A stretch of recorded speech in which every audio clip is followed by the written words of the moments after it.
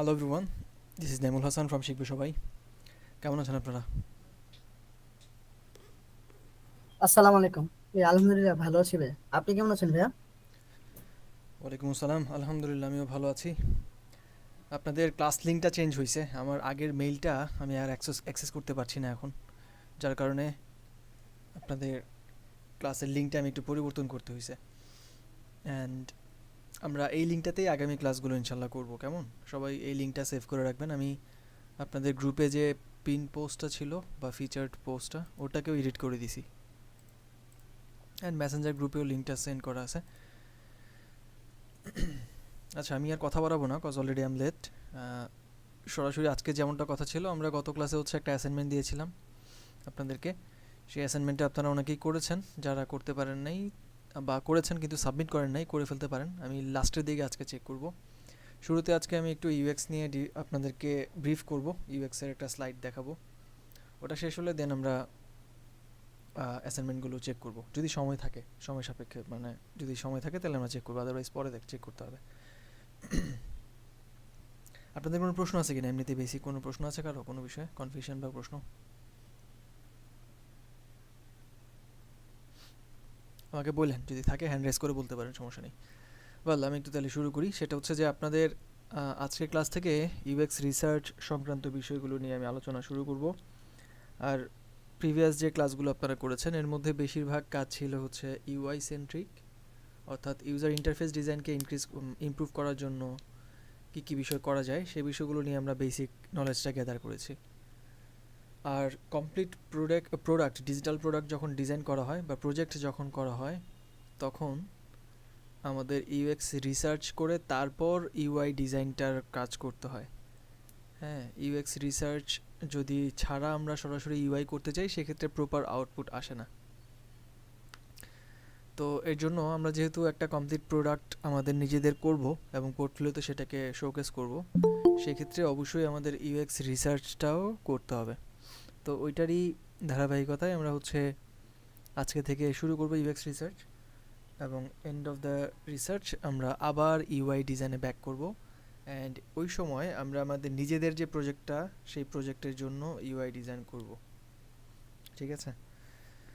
So UX research মূলত আমরা গতানুগতিক যে কাজগুলো করেছি সফটওয়্যারে বা বিভিন্ন টুলস ইউজ করে, সেগুলোর মতো না, একটু ভিন্ন। এবং এগুলোতে আপনাকে হয়তো অনেক বেশি এফোর্ট দেওয়া লাগবে না, যা করতে হবে সেটা হচ্ছে বুঝে নিতে হবে যে কী হচ্ছে এখানটাতে, ঘটনাটা কী ঘটতেছে। তো যদি আপনি বুঝতে পারেন তাহলে কাজটা খুব ইজিলি করতে পারবেন। যদি না বুঝতে পারেন তাহলে একটু ডিফিকাল্ট লাগতে পারে। তো আমি হাইলি প্রেফার করবো আপনাদেরকে, যাতে বা রেকমেন্ড করবো যে যখন ক্লাস করবেন একটু মনোযোগ দিয়ে শুনবেন, যদি শিখতে চান ইউএক্স রিসার্চ কী, যদি আপনি আসলেই বুঝতে চান জিনিসটা কীভাবে হয়, তাহলে আপনাকে ফুললি কনসেন্ট্রেশন পে করতে হবে, আদারওয়াইজ আপনি এটা ধরতে পারবেন না। আর যদি ধরতে না পারেন, তখন ইউএক্স রিসার্চের যে টাস্কটা আপনাকে দেওয়া হবে সেটা করতে গিয়ে আপনি বেগ পেতে হবে বা পারবেন না বলা যায়। আরেকটা গুরুত্বপূর্ণ কথা আমি বলে দিই শুরুতেই, সেটা হচ্ছে ইউএক্স রিসার্চটা এমন একটা কাজ, আমি বিভিন্ন ধাপে ধাপে হচ্ছে সামনে আগাবো, এবং এই ধাপগুলো বা স্টেপসগুলো আপনারা যদি কোনো একটা মিস করে যান, তাহলে পরবর্তী স্টেপসের জন্য আপনার কাছে কোনো ডেটা থাকবে না। সো যদি আপনি কোনো স্পেসিফিক স্টেপস মিস করেন বা আপনার কাছে যদি ডেটা না থাকে, সেক্ষেত্রে পরবর্তী স্টেপটা আপনি কমপ্লিট করতে পারবেন না বা কাজই করতে পারবেন না ওখানটাতে। কারণ এইটা হচ্ছে কাইন্ডা চেইন রিয়াকশনের মতো বা চেইন এর মতো আর কি, একটার সাথে আরেকটা কানেক্টেড থাকে বা রেলেভেন্ট থাকে, যেটা কিনা আপনি আহ, একটা ডেটার সাথে একটা ডেটার মাধ্যমেই অন্য পরবর্তী স্টেপটাতে কাজ করতে হয়। ঠিক আছে? সো এইগুলো করার ক্ষেত্রে আপনাদেরকে এই জিনিসটা মাথায় রাখতে হবে, যাতে কোনো একটা ক্লাস মিস হলে বা মিস যাতে না হয় সেটাই সর্বোচ্চ চেষ্টা করবেন। বাট যদি ইনকেস মিস হয়ে যায়, ওইটা যাতে খুব দ্রুতই বা শীঘ্রই যাতে আপনি এটা রিকভার করে ফেলতে পারেন। কজ রিকভার না করলে আপনার কাছে ডেটা থাকবে না, আর ডেটা না থাকলে আপনি স্টেপ ফরওয়ার্ড করতে পারবেন না। দিন শেষে আপনি হয়তো নিজেকে হারায় খুঁজবেন, বা মনে হবে আমি কিছুই পারি না বা কী করবো বুঝতেছি না, সবাই এগিয়ে যাচ্ছে, সবাই কাজ করে ফেলতেছে, আমি তো কিছুই করলাম না, হ্যাঁ আমি পারবো কি না। তো এরকম একটা হতাশাজনক অবস্থা তৈরি হবে। তো আমি চাচ্ছি না আপনি এরকম সিচুয়েশনের মধ্যে পড়েন। তো অবশ্যই রিকভার করার ক্ষেত্রে আপনি ম্যাক্সিমাম 2-3টা ক্লাস হতে রিকভার করতে পারবেন। যদি 1 সপ্তাহ বা 2 সপ্তাহ হয়, ওইগুলো রিকভার করা যাবে। কিন্তু একবারে 3-4টা সপ্তাহ বা 1 মাস আপনি ক্লাস করেন নাই, হঠাৎ করে এসে ভাবলেন ও আমি তো ইউএক্স এর কোর্স করি, তখন যদি আপনি ভাবেন যে শুরু করবেন এবং কাজ করবেন, তাহলে আপনি বলা যায় খুব দুষ্কর হবে আপনার জন্য জিনিসটা। আমি বলছি না পারবেন না, পারবেন, কিন্তু কোয়াইট ইম্পসিবল আর কি ওই জায়গা থেকে। যদি ব্রিং ব্যাক করতে পারেন দ্যাটস ফাইন। ওয়েল, তাহলে কী করতে হবে আমাদেরকে? ফ্রম ভেরি বিগিনিং খুব সিনসিয়ারলি এবং সিরিয়াসলি কাজগুলো নিয়ে আগাইতে হবে। ঠিক আছে, তো আমি ওইদিকে যাচ্ছি। তার আগে আমাদের স্টেপসগুলোতে যাওয়ার আগে ইউএক্স নিয়ে অনেক পড়াশোনা করতে হবে, আমাদের জানতে হবে, বেশ কিছু ইনফরমেশন মাথায় রাখতে হবে, খুবই ছোট ছোট কিছু টাস্ক থাকবে, সেগুলো করতে হবে। তো এগুলোতে যাওয়ার আগে আমি আপনাদেরকে একটা রোড ম্যাপ সম্পর্কে বলবো। মূলত আমরা কী কী জিনিস করতে চলেছি বা কী কী জিনিস মূলত করা লাগে। সো ইউএক্স রিসার্চ যখন করা হয়, রিসার্চের বিভিন্ন ম্যাথোডোলজি আছে, মেথডস আছে আর কি। সো এই মেথডসগুলো মূলত দুই রকমের আমরা ইউএক্স রিসার্চ করে থাকি, এবং বিভিন্ন ক্যাটাগরি আছে এগুলোর মধ্যে। অনেকে যখন আমরা ডেটা কালেক্ট করি, সেই ডেটা কালেকশনের উপর ভিত্তি করে আমাদের রিসার্চের মেথডটাকে ডিফাইন করা যায়। আবার ডেটাগুলো যখন আমরা কালেক্ট করি, সেই ডেটাগুলো কী ধরনের ডেটা সেটার উপর আলাদা ক্যাটাগরি করা যায়। যেমন আমরা যখন ডেটা কালেক্ট করি, সেক্ষেত্রে কিছু কিছু ডেটা থাকবে এরকম যেগুলো কিনা কোয়ালিটেটিভ, আর কিছু কিছু ডেটা থাকবে যেগুলো কিনা কোয়ান্টিটেটিভ, অর্থাৎ নাম্বারবাচক, বা কিছু কিছু ডেটার আপনি আউটপুট পাবেন হচ্ছে নিউমেরিক নাম্বারস আসবে। আবার কিছু কিছু ডেটার এক্সপ্লেনেশন প্রয়োজন হবে। সো এর জন্য আমাদের এরকম বিভিন্ন ক্যাটাগরিতে হয়তো আমরা আগাবো। সো ওই ক্যাটাগরিগুলো কেমন সেগুলো আমরা জানবো। সো ওভারঅল একটা রোড ম্যাপ কেমন হতে চলেছে আমাদের সামনে, সেই জিনিসটা আমি এখন একটা স্লাইডের মাধ্যমে আপনাদেরকে বলার চেষ্টা করব। আই হোপ আপনারা স্ক্রিনে আমার দেখতে পাচ্ছেন।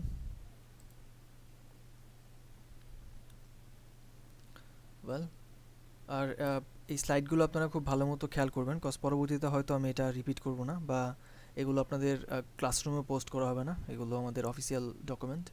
অ্যান্ড এক্ষেত্রে এটা শেয়ার অ্যাক্সেস নাই আমার কাছে, বা আমি চাইলেও শেয়ার করতে পারবো না, বা মানে এটা অফিসিয়ালি ফর কী বলা যায়, ওরকম একটা রেস্ট্রিকশনস আছে।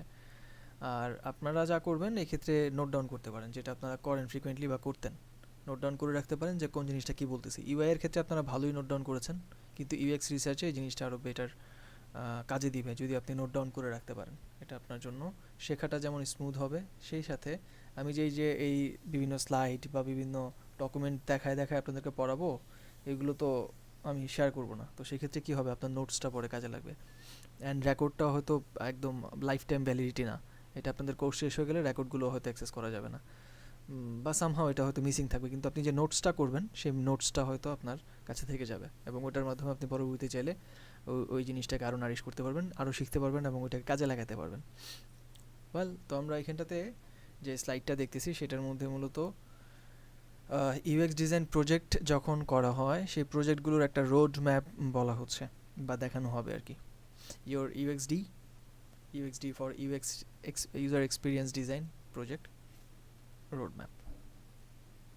তো প্রথম যে স্টেপটা থাকে ইউএক্স ডিজাইনের রিসার্চের ক্ষেত্রে বা প্রজেক্ট করার ক্ষেত্রে, সেটা হচ্ছে understanding the user.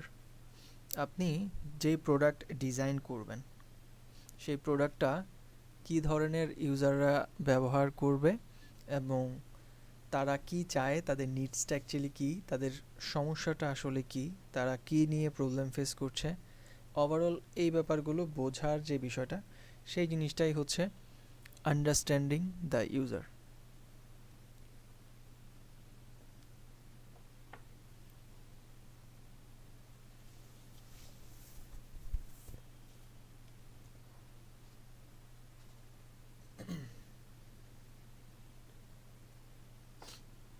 Sorry.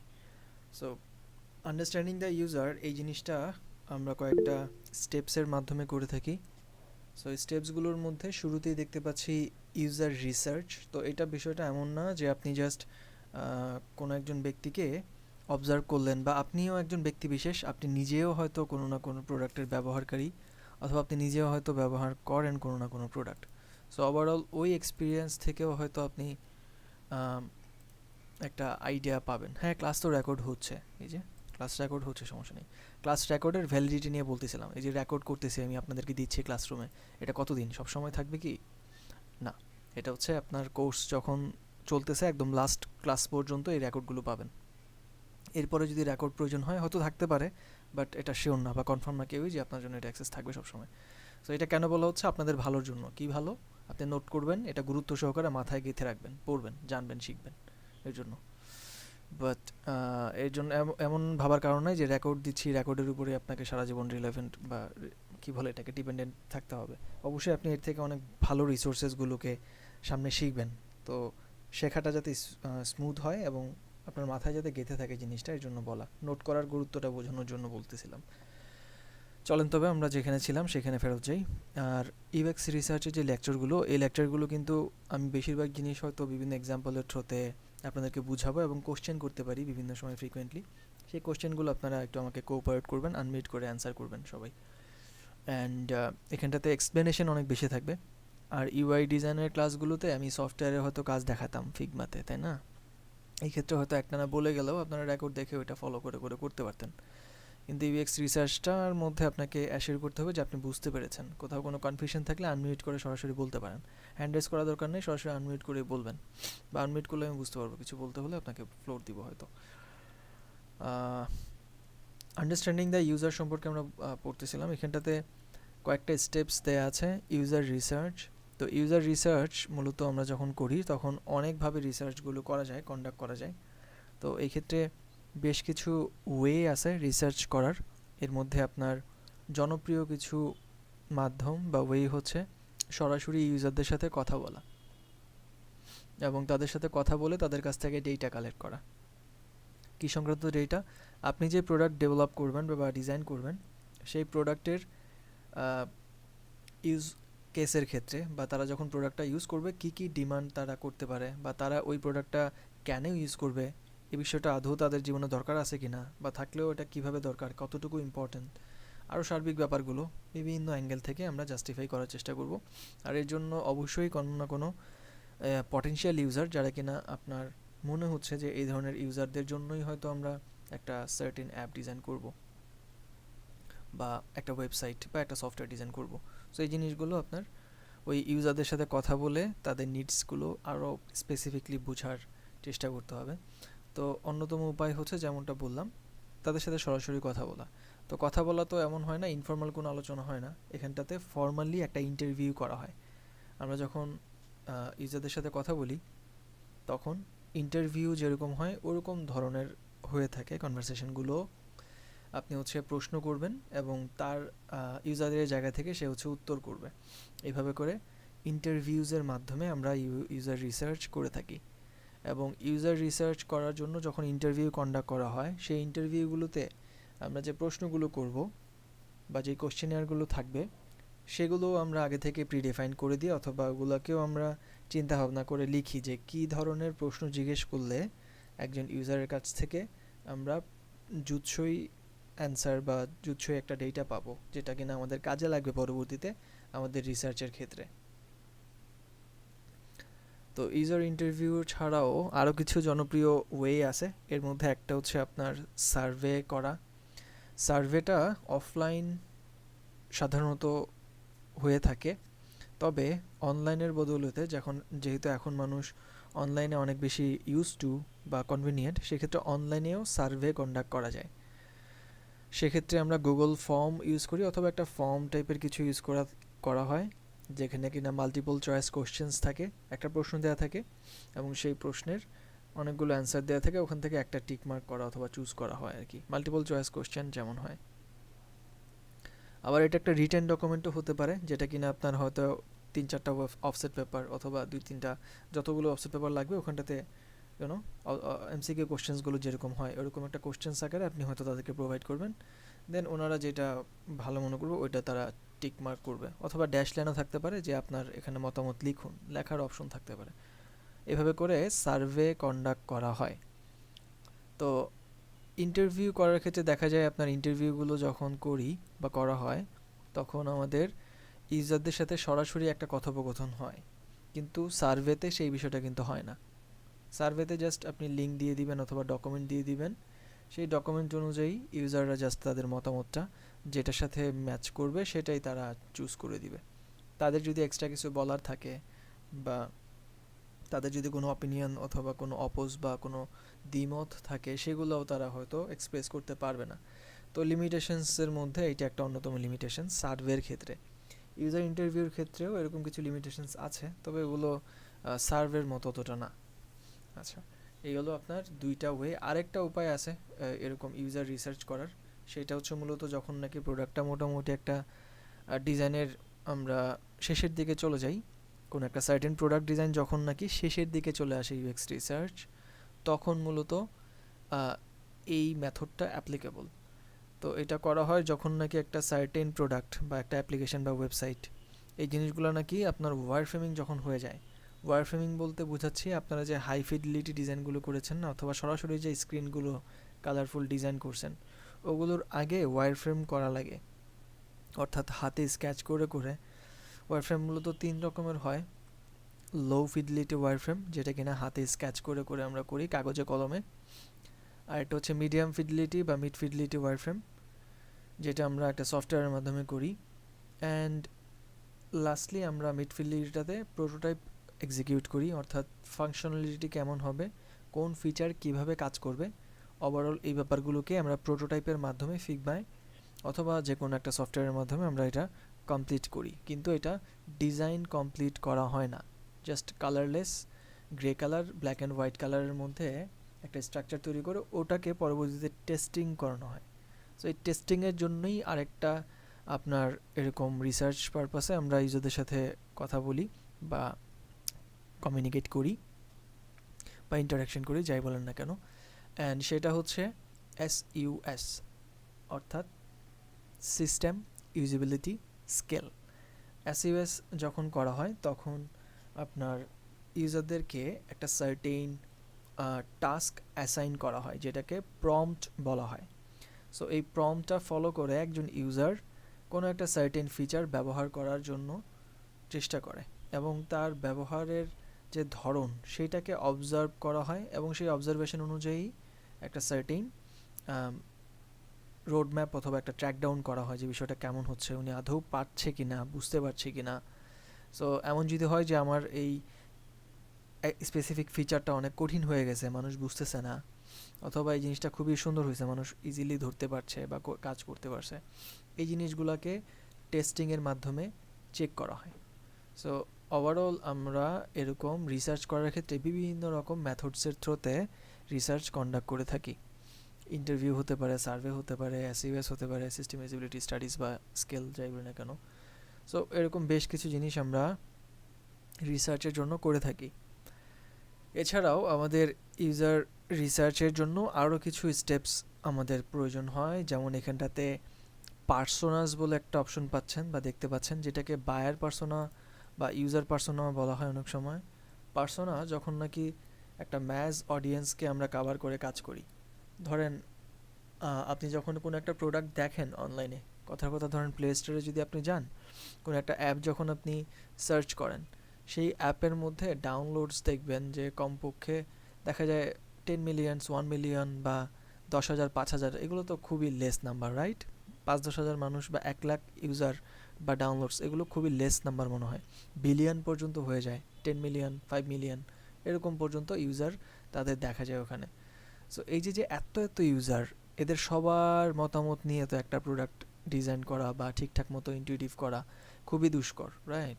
So এই ক্ষেত্রে আমরা যা করি, এই সবার কথা মাথায় রেখে কিছু গ্রুপ অফ পিপুল আলাদা করে, মানে তাদেরকে একটা পার্সোনাল আকৃতি দান করে আর কি। এটা যদি একটু সহজ কথায় আমি বলি, ধরেন এমন হবে না যে ধরেন 1,000 বা 10,000 মানুষ, 10,000-এর মধ্যে যদি আপনি 5% বা 1%টা কনসিডার করেন, 10,000-এর মধ্যে 1% হলে কত হয়?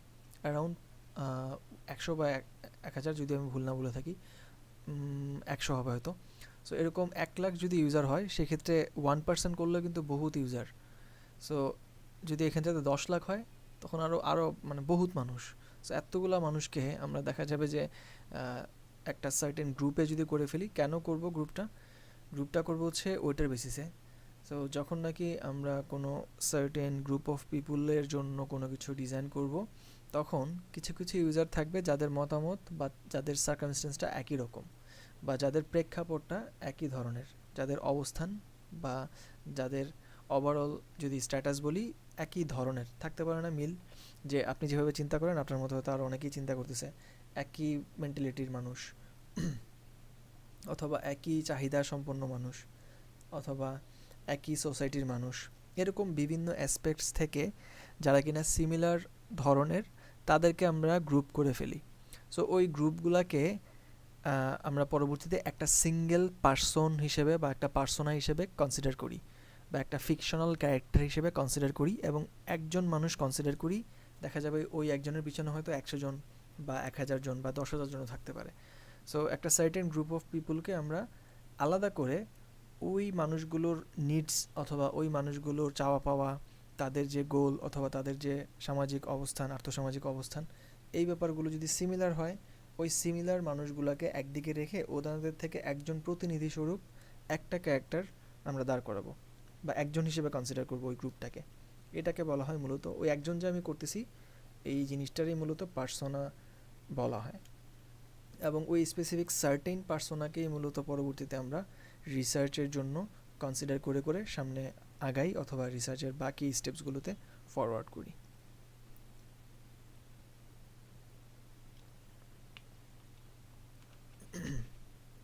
তো বায়ার পার্সোনা যখন কন্ডাক্ট করা হয়ে যায়, তারপরে আমাদের একটা স্টেটমেন্ট করা লাগে, একটা না একাধিক স্টেটমেন্ট আমরা করি। এর মধ্যে একটা হচ্ছে প্রবলেম স্টেটমেন্ট, এছাড়াও গোল স্টেটমেন্ট আমরা করি। সো প্রবলেম স্টেটমেন্টটা মূলত কোনো একজন ইউজারের স্পেসিফিক নিডসটা জানার জন্য অথবা পেইন পয়েন্টসটা জানার জন্য স্টেটমেন্ট আকারে একটা সার্টেন ফরম্যাট আমরা ফলো করি। সেই ফরম্যাটের থ্রুতে কোনো একজন নির্দিষ্ট ইউজারের একটা নির্দিষ্ট প্রবলেম বা একটা নির্দিষ্ট পেইন পয়েন্ট বা কোনো একটা ঝামেলার কারণ তার জীবনে এটা নিয়ে সে অস্বস্তিতে আছে, সেই জিনিসগুলো আমরা বের করে নিয়ে আসার চেষ্টা করি।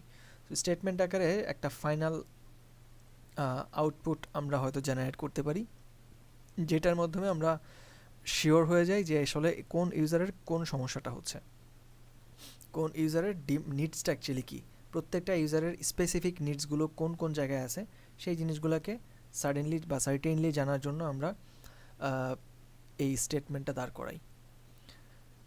অ্যান্ড পরবর্তীতে আমাদের দেখা যায় আরও কিছু স্টেপস আছে। এর মধ্যে আসে হচ্ছে ইউজার জার্নি ম্যাপস। তো ইউজার জার্নি ম্যাপটা যখন করা হয় তখন মূলত একজন ইউজার যখন নাকি একটা প্রোডাক্ট ব্যবহার করে, প্রোডাক্ট বলতে কিন্তু আমি মোবাইল অ্যাপ, ওয়েবসাইট, সফটওয়্যার বোঝাচ্ছি, এটা মাথায় রাখবেন। আমি হয়তো এইভাবেই কন্ডাক্ট করবো বা এইভাবেই অ্যাড্রেস করবো প্রোডাক্ট হিসেবে। সো আপনারা এটা মাথায় রাখবেন যে এগুলো দিয়ে মূলত আমি ওর জিনিসগুলোই বোঝাচ্ছি। সো কোন একটা প্রোডাক্ট যখন কোনো একজন ইউজার ব্যবহার করবে, সেই প্রোডাক্টে যে সকল ফিচার বা অপশনসগুলো থাকবে, সেই ফিচার্স অথবা অপশনসগুলো যখন একজন ব্যবহারকারী ব্যবহার করবে, তখন তার কি কি স্টেপস ফলো করে করে সামনে আগাইতে হবে, এই ওভারঅল জার্নিটাকে একটা ম্যাপিংয়ের মাধ্যমে শোকেস করি আমরা। এবং এইটার মধ্যে তার মনের অবস্থা কি হয়, তার কোথায় কোথায় ক্লিক করা লাগবে, পাথওয়েগুলো কী কী হবে, এবং এন্ড অফ দ্য ডে যখন নাকি সেই কাজটা করতে পারবে অথবা করতে পারবে না, তখন তার মনের ফিলিংস কেমন হতে পারে, এইটা নিয়ে একটা ওভারঅল ইউজার জার্নি ম্যাপিং করা হয়ে থাকে। এছাড়াও যখন নাকি আমরা ইউজারদের সম্পর্কে বুঝতে চাই ভালো মতো, সো সেক্ষেত্রে এমন হতে পারে না যে আমাদের যে প্রোডাক্টটা আমরা চিন্তা ভাবনা করতেছি, সেই প্রোডাক্টটা অলরেডি অনেকেই এই প্রোডাক্ট নিয়ে কাজ করতেছে এবং তারা তাদের প্রোডাক্ট মার্কেটে লঞ্চ করে ফেলেছে এবং ইউজাররা সেই প্রোডাক্টটা অলরেডি ইউজ করতেছে, এমন হতে পারে না। সো আপনি যদি এমন সিমিলার কোনো বিজনেস নিয়ে কাজ করতে চান, সেক্ষেত্রে ইউজারদের সম্পর্কে জানার জন্য আপনাকে অবশ্যই আরেকটা এক্সট্রা কাজ করা লাগবে, which is competitive audit, and ওইটার একটা রিপোর্ট তৈরি করতে হবে। সো কম্পিটিটিভ অডিট জিনিসটা মূলত আমাদের কোনো একটা প্রোডাক্ট নিয়ে যখন আমরা কাজ করব, সেই প্রোডাক্টের যারা কম্পিটিটর আছে মার্কেটে, তাদেরকে নিয়ে একটা অ্যানালাইসিস করা, তাদের সম্পর্কে কিছু ডেটা কালেক্ট করা, এটা ন্যাশনাল অথবা ইন্টারন্যাশনাল। সে আপনি যদি এখন একটা ফিনটেক অ্যাপ ডেভেলপ করেন, ফিনটেক বলতে ফিনান্সিয়াল টেকনোলজি নিয়ে যদি কোনো কাজ করেন, সেই ক্ষেত্রে আপনি যদি চান যে একটা ব্যাংকিং অ্যাপ তৈরি করবেন, তো আপনার কিন্তু অনেকগুলো কম্পিটিটর, আপনি যেই ব্যাংকের জন্যই করেন না কেন, সে আপনি যদি সিটি ব্যাংকের জন্য কাজ করেন, অন্য যত ব্যাংক আছে সবগুলো আপনার কম্পিটিটর, এবং ওনারা কি প্রোভাইড করতেছে, ওনাদের অ্যাপটা কেমন, ওনাদের ওয়েবসাইটগুলো কেমন, সেগুলো আপনাকে রিসার্চ করা লাগবে। ঘাটাঘাটি করা লাগবে।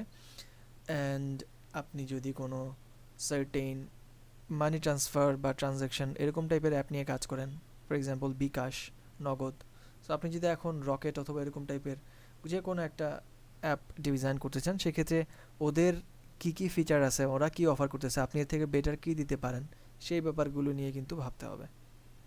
সো এইভাবে করে আমরা কম্পিটিটিভ অডিট করে থাকি।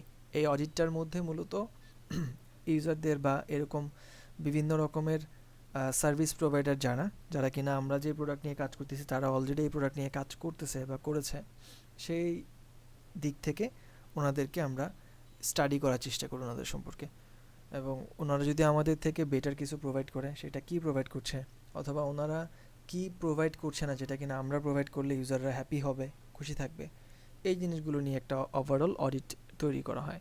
এবং এই অডিট করা হয়ে গেলে সেটাকে একটা রিপোর্ট আকারে আমরা ফাইনাল ডকুমেন্টেশন করে থাকি। একটা রিপোর্ট তৈরি করা হয় এই অডিটার, এবং এইটার উপর ভিত্তি করে ওই রিপোর্টের মধ্যে এই রিপোর্টটাকে আমরা সোয়াট অ্যানালাইসিসও বলে থাকি, SWOT এরকম। সোয়াট, S for strength of the competitors, and W for weaknesses, and O for opportunities, T for threats. So আমাদের যারা কম্পিটিটর থাকবে তাদের স্ট্রেংথ, উইকনেস, অপরচুনিটিস অ্যান্ড থ্রেটসগুলো কী কী আছে, এই ব্যাপারগুলো নিয়ে একটা অ্যানালাইসিস করা হয়, which is known as SWOT analysis. So ওই রিপোর্টটাকে মূলত আমরা ওভাবেই সাজাই যাতে করে আমাদের একটা অ্যানালাইসিস বা অ্যানালিটিক্যাল ডেটা আমরা ওখানে রিপ্রেজেন্ট করতে পারি। এটা হলো একটা স্টেপ যেটা কিনা ইউজারদেরকে বোঝার জন্য আমরা করে থাকি।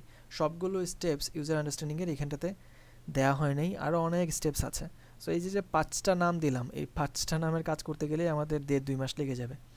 সো এখানে অনেকগুলো স্টেপস আছে এবং মোটামুটি ভালোই এখানটাতে আমাদের খাটতে হবে অনেক রকমের ডেটা, এবং ইন বিটুইন আরও অনেক স্টেপস আছে যেগুলো কিনা আমরা হয়তো এখানে উল্লেখ করি নাই। তো সেগুলো আপনারা ইনশাল্লাহ জেনে যাবেন। এই প্রত্যেকটার জন্য আলাদা আলাদা আমাদের ক্লাস থাকবে। এই যে পার্সোনা বললাম না, পার্সোনা নিয়ে আলাদা আপনাদের ক্লাস হবে, প্রবলেম স্টেটমেন্ট নিয়ে আলাদা করে ক্লাস হবে, অনেক কিছু বলার আছে এখানে, অডিট নিয়ে, তারপর রিপোর্ট তৈরি করা, এগুলো নিয়ে প্রত্যেকটার আলাদা আলাদা আমরা ক্লাস করব এবং জানবো যে এটা কীভাবে হয়, কেন করতে হয়, আরও ডিটেলস খোলাসা করে জানা হবে। আচ্ছা, সোফার আমি যা বলেছি সবাই কি বুঝতে পেরেছেন? কোনো কনফিউশন আছে কারো?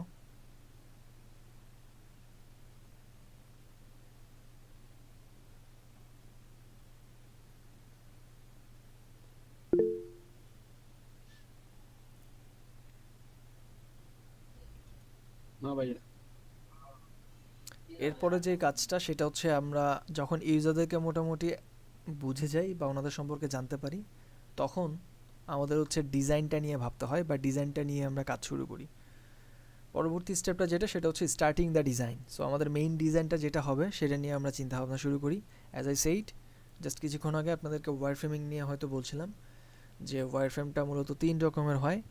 একটা হচ্ছে পেপার বা লো ফিডলিটি ওয়ার ফ্রেম যেটাকে আমরা বলি, আর একটা হচ্ছে মিড ফিডলিটি অথবা ডিজিটাল ওয়ার ফ্রেমও বলা হয় এটাকে। তারপর প্রোটোটাইপ করা হয়। প্রোটোটাইপটা মূলত একটা লো ফিডলিটি প্রোটোটাইপ করা হয় যেখানে কালার থাকে না, শুধুমাত্র grey colour, black and white colour থাকে। অ্যান্ড ওটার মাধ্যমে ইউজারদেরকে একটা কেমন হবে বা এটার আউটকামটা কেমন হতে পারে সেই বিষয়টা নিয়ে ধারণা দেওয়ার জন্য আমরা জিনিসটা করে থাকি। অ্যান্ড দেন আসা হচ্ছে ইউজিবিলিটি স্টাডিজ, যেমনটা আমরা শুরুতে বলছিলাম আজকে, অ্যাসিভেস ইউজার রিসার্চ করার ক্ষেত্রে আমরা ইন্টারভিউ অথবা সার্ভে ফর্ম ওগুলোর পাশাপাশি ইউজিবিলিটি স্টাডিজও করে থাকি। এবং রিসার্চ নিয়ে প্ল্যান তৈরি করা হয়। ইউজিবিলিটি স্টাডিজের যে আউটকামটা আসছে সেটার একটা প্ল্যান তৈরি করা হয়, একটা ডকুমেন্টেশন করা লাগে। সেই ডকুমেন্টেশনে আমাদের প্রত্যেকের, যদি আপনি কোনো কোম্পানির জন্য ডিজাইন করে থাকেন, সেই কোম্পানির স্টেক হোল্ডার্স যারা থাকবে তাদের নাম ওখানে উল্লেখ থাকে, আপনার নিজের নামও উল্লেখ থাকবে ওখানে, বা আপনি যদি কোনো ডিজাইন টিমের অংশ হিসেবে কাজ করেন সেই ডিজাইন টিমের প্রত্যেকের ওখানে নাম থাকবে, রোল কী ছিল, তারা কী রোল প্লে করেছে অ্যাজ আ টিম প্লেয়ার, সেই রোলগুলো থাকবে প্রত্যেকের নামের পাশে। অ্যান্ড ওখানটাতে আপনার গোল কী ছিল, মেইন কেপিআইগুলো কী ছিল, কি পারফরমেন্স ইন্ডিকেটার্স কী কী ছিল, কেপিআইস, অ্যান্ড ইউজার রিসার্চের সংক্রান্ত যত বিষয়গুলোকে আপনি কনসিডার করেছেন সেই ব্যাপারগুলো নিয়ে একটা প্ল্যান তৈরি করা হয়। এবং সেই প্ল্যানের মধ্যেই যখন আপনি ইউজিবিলিটি স্টাডিজ করবেন, সেই স্টাডিজের জন্য যেই প্রম্পটগুলো দিতে হবে ইউজারদেরকে, সেই প্রম্পটের মধ্যে আপনি কি জিজ্ঞেস করবেন সেই জিনিসগুলো দেয়া থাকে এই রিসার্চ প্ল্যানের মধ্যে। দেন ফাইনালি যখন নাকি টেস্টিংটা করা হয়ে যায়, অর্থাৎ ইউজিবিলিটি স্টাডিজ করা হয়ে যায়, তখন ওখান থেকে কিছু ডেটা আমরা পেয়ে থাকি।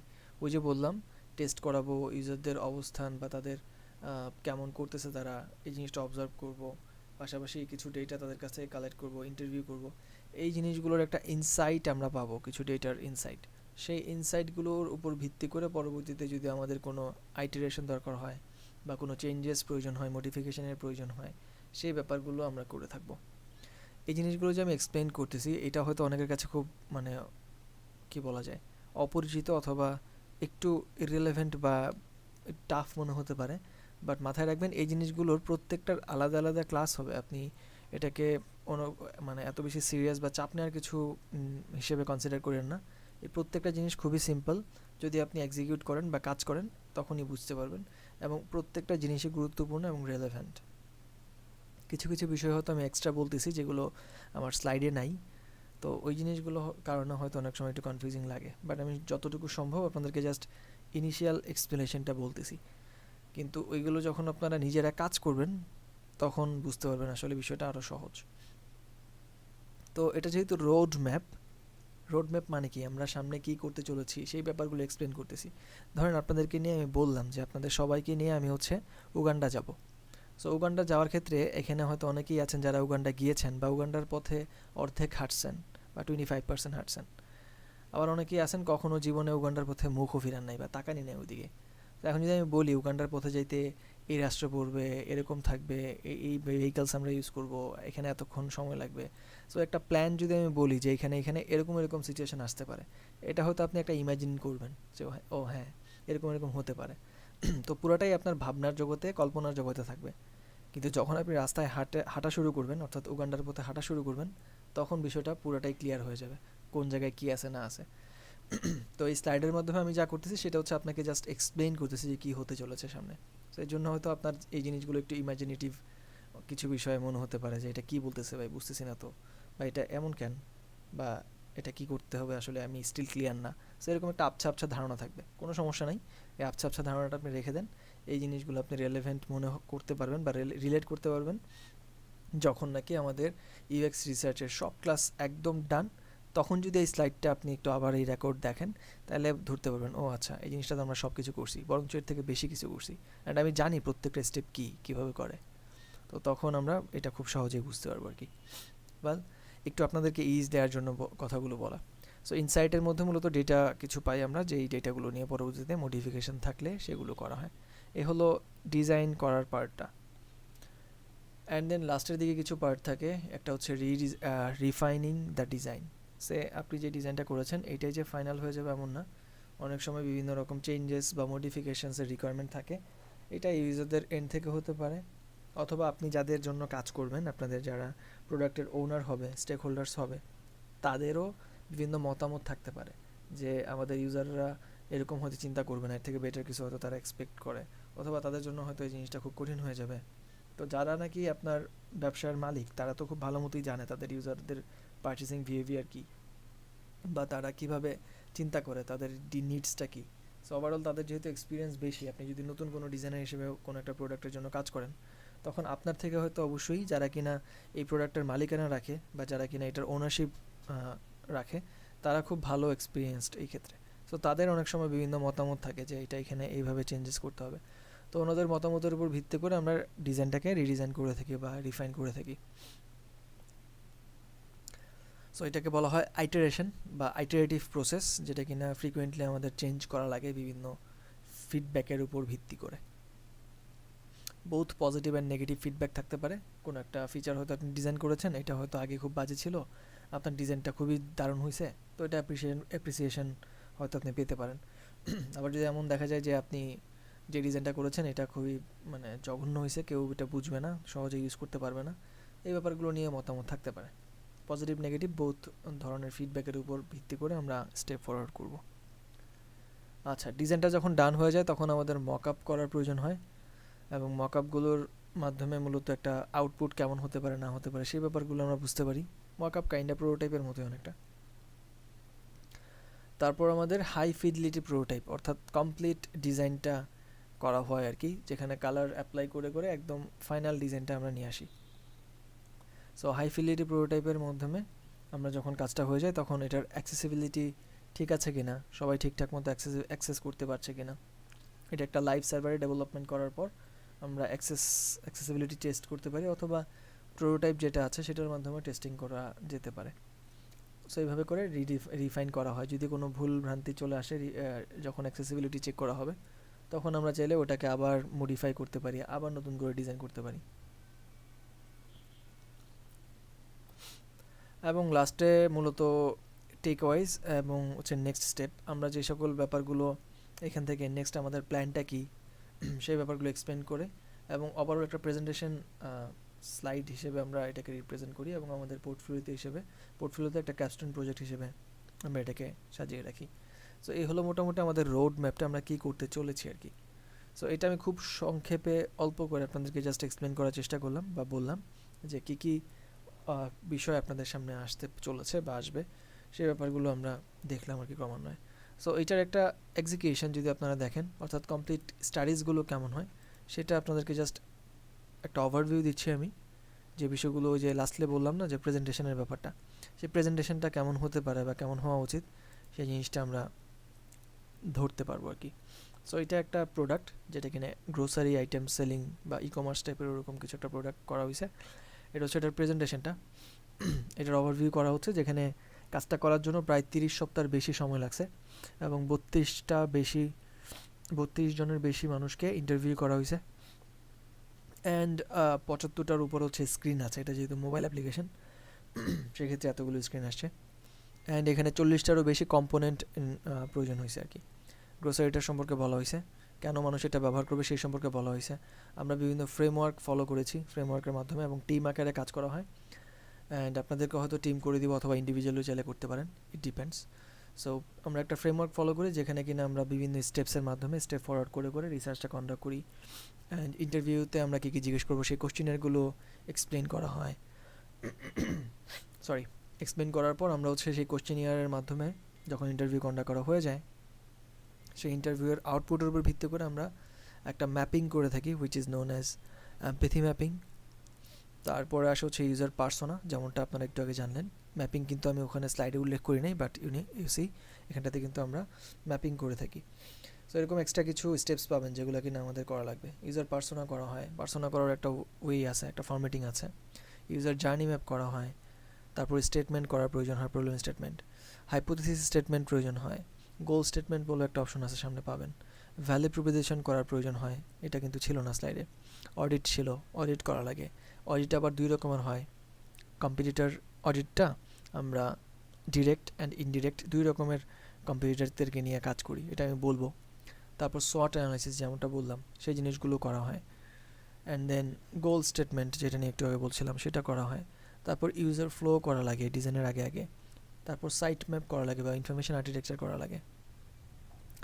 অ্যান্ড দেন আসে হচ্ছে লো ফিডলিটি ওয়্যারফ্রেম, যেটা কিনা কাগজে কলমে আমরা করে থাকি। দেন আসে মিডিয়াম ফিডলিটি ওয়্যারফ্রেম, যেটা কিনা আমরা এইভাবে বিভিন্ন সফটওয়্যারের মাধ্যমে করে থাকি। তারপরে আমাদের আসে হচ্ছে লাস্টলি টেস্টিংয়ের ব্যাপারটা, যেটা নিয়ে বলতেছিলাম, সিস্টেম ইউজিবিলিটি স্টাডিজ।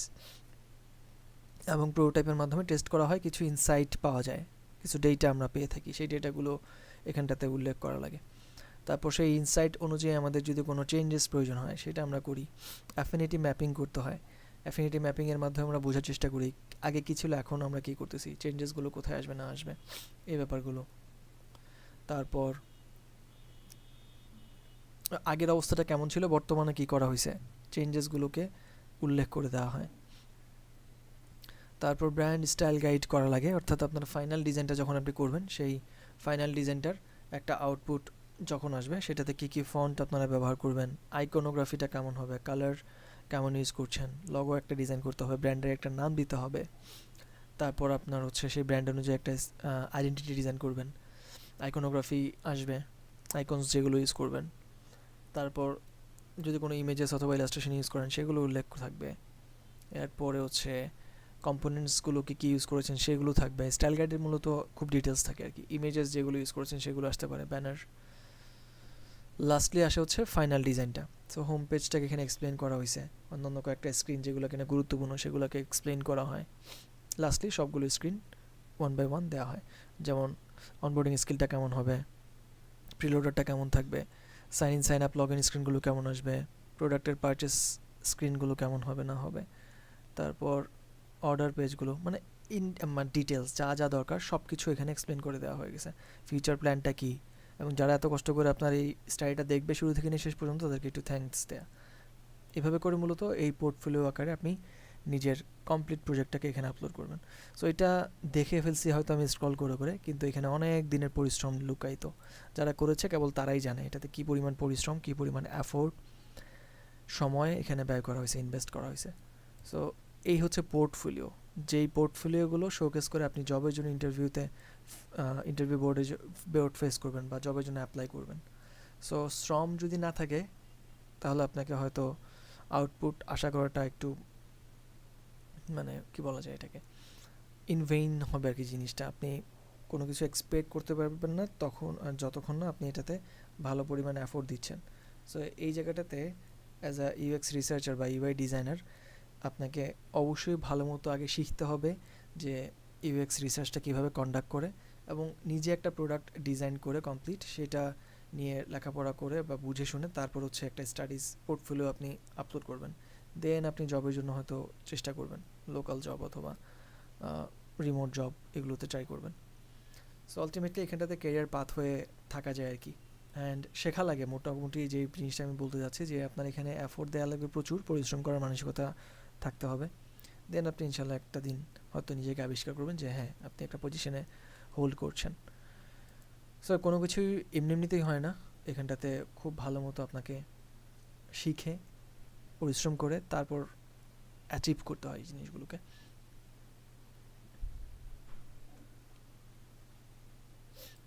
ওয়েল, আমি মোটামুটি আপনাদেরকে একটা সামারি বা ওভারভিউ দেওয়ার চেষ্টা করলাম যে আমরা কী করতে চলেছি অ্যান্ড আমাদের সামনে গোল জিনিসটা কি, মানে গোলটা অ্যাকচুয়ালি কী সেই বিষয়টা। সো আপনাদের মধ্যে থেকে আমি হয়তো নেক্সট ক্লাস বা তারপরে কোনো একটা ক্লাসে একটা টাস্ক অ্যাসাইন করবো, যেটা হচ্ছে আপনারা কী নিয়ে কাজ করতে চান, অর্থাৎ আপনারা কী ধরনের প্রোডাক্ট নিয়ে কাজ করতে চান সেরকম আইডিয়া জেনারেট করতে বলতে পারি সামনে। সো এটা নিয়ে আমরা সামনে জানবো, এবং ইউএক্স রিসার্চের কিছু লজ, তারপর কিছু ফ্রেমওয়ার্ক সম্পর্কে আমরা স্টাডি করবো ইনশাল্লাহ সামনের ক্লাসগুলোতে। সো আজকে ইউএক্সের জাস্ট একটা হালকা ধারণা দিলাম, সামনের ক্লাসগুলো এমনই হবে, আমি কিছু একটা কনসেপচুয়াল বিষয়গুলো হয়তো এক্সপ্লেন করবো, বোঝানোর চেষ্টা করবো, অ্যান্ড আপনারা ওইটা শুনে বা বুঝে চেষ্টা করবেন ওই কাজগুলোকে, বা অ্যাসাইনমেন্ট থাকলে সেই অ্যাসাইনমেন্টগুলোকে সাবমিট করার কাজ করার। ওয়েল, তো সামনে আমরা যখন কাজগুলো করব এর মধ্যে যদি টপিক চুজ করা হয় সেই টপিক অনুযায়ী আপনাদেরকে হয়তো টিম ফর্ম করার প্রয়োজন হতে পারে, আবার যদি আপনি চান যে একা কাজ করবেন বা ইন্ডিভিজুয়ালি কাজ করবেন সেটাও হতে পারে। সো আমাকে জানাবেন কীভাবে আপনারা কাজ করতে চান। বলেন মাহমুদুল ভাই। ভাইয়া, এগুলো কি মাস্ট প্রোডাক্ট বেস হতে হবে নাকি সার্ভিস বেসডও করা যাবে? সার্ভিস বেসডই আর কি, আউটপুটটা মূলত সার্ভিসটা যে আপনি প্রোভাইড করবেন একটা পাথওয়ে তো লাগবে, রাইট?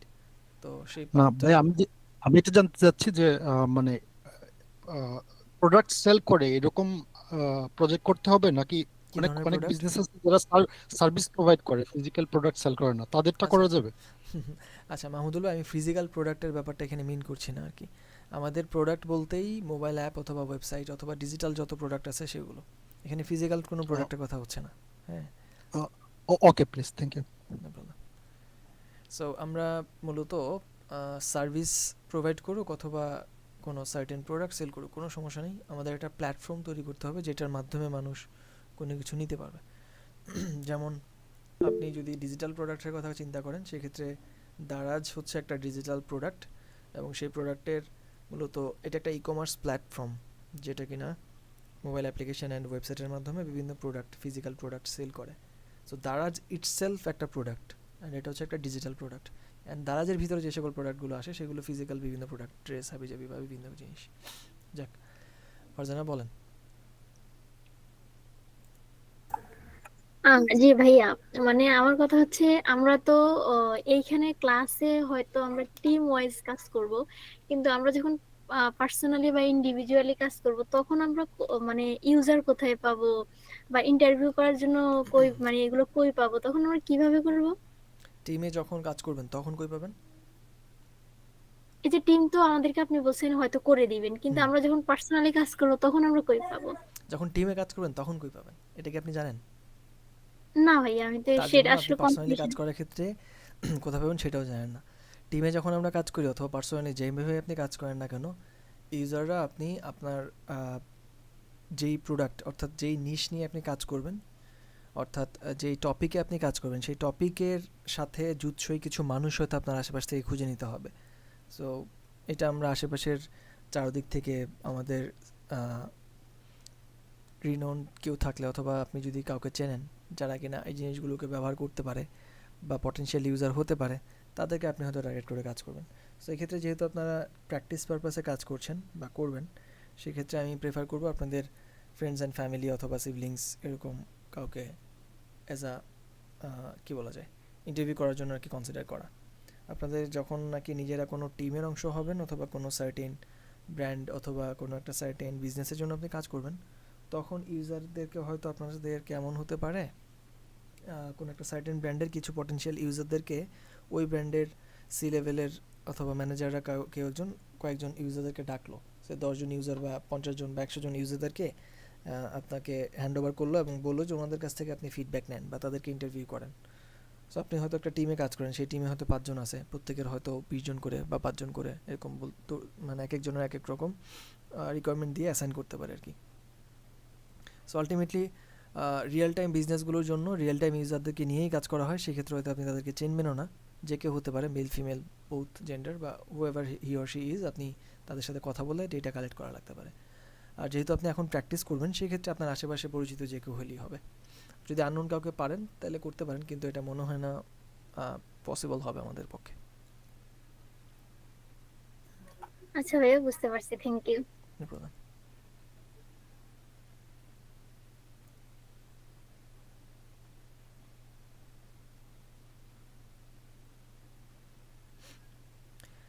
ওকে, আর কোনো প্রশ্ন থাকলে আমাকে বলতে পারেন, আমি ইন দ্য মিন টাইম আপনাদের অ্যাসাইনমেন্টগুলো চেক করে দিই গত ক্লাসের, আর আপনাদের প্রশ্নগুলোর অ্যান্সার করবো। যদি থাকে আমাকে জাস্ট হ্যান্ড রাইজ করে বলতে পারেন, কোনো অসুবিধা নেই। আর একটা বিষয়, আপনাদের বিহ্যান্সের অ্যাকাউন্ট করছেন সবাই, যাদের অ্যাকাউন্ট ছিল না?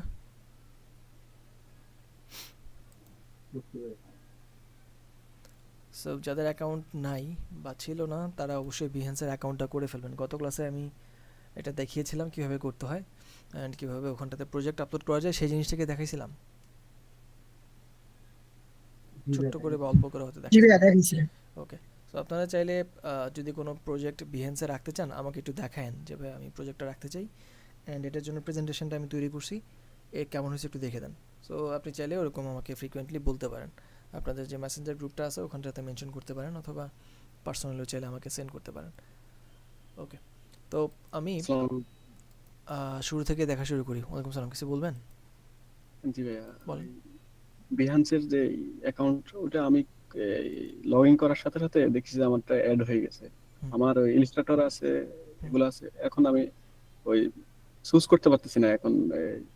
আমি কি গ্রাফিক্স, ইউআই তে এরকম যে 3টা অপশন দেখা দিচ্ছি না, ওগুলো আসে না, সরাসরি আমার অ্যাকাউন্ট ক্রিয়েট হয়ে গেছে।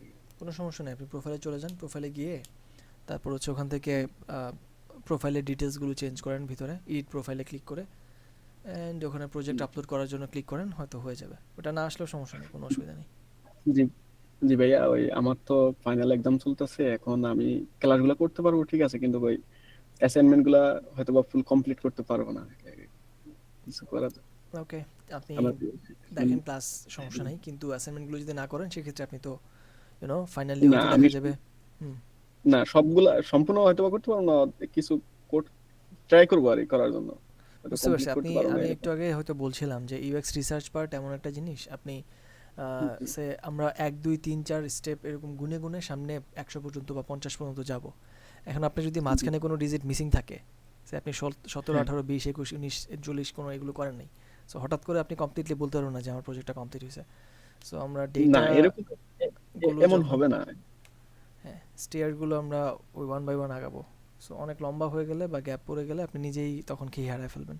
দেখা যাবে আপনার কোর্সমেট বা টিমমেটসরা Closing- বাকিরা হয়তো একটা কমপ্লিট প্রজেক্ট করে ফেলছে, বাট আপনার হয়তো আউটপুট আসে নাই, এমন হতে পারে যদি আপনি মিস করেন খুব বেশি। সো এটা আপনার উইশ, আমি হয়তো এরকম সবাইকে খুব বেশি প্যারা দিব না, বাট যারা কাজ করবেন তাদেরকে আমি অ্যাপ্রিসিয়েট করব এবং হাইলি রিকমেন্ড করবো যে আপনারা যদি আসলেই কাজ করতে চান বা শিখতে চান তাহলে অবশ্যই একটু এঙ্গেজ থাকার চেষ্টা করেন বা রিকভার করার মানসিকতা রাখেন, এক্সাম থাকুক বা যে কোনো ইস্যুস হোক। জি ভাইয়া, আমি রিকভার করে দেবো ইনশাল্লাহ। Okay. যেভাবে হোক। আচ্ছা, তো অ্যাসাইনমেন্ট ছিল হচ্ছে মূলত একটা হোম পেজ করা, যেখানে কিনা 1 পেজ করতে বলা হয়েছে, 5টা সেকশনের অ্যাটলিস্ট রাখতে বলা হয়েছে। ওকে, নাইস। এটা কার ছিল কাজ? মাঝার ভাইয়ের, ইয়া। সো এইটা হচ্ছে কাজটা, আর এখানে রেফারেন্স আছে অনেকগুলো, 5টা রেফারেন্স, অ্যান্ড এই জিনিসগুলো হচ্ছে ডিজাইন সিস্টেম। Thank you. তো ডিজাইনটা একটু দেখা যাক।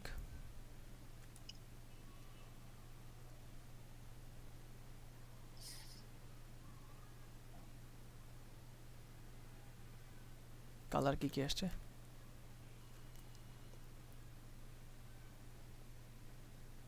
ওকে,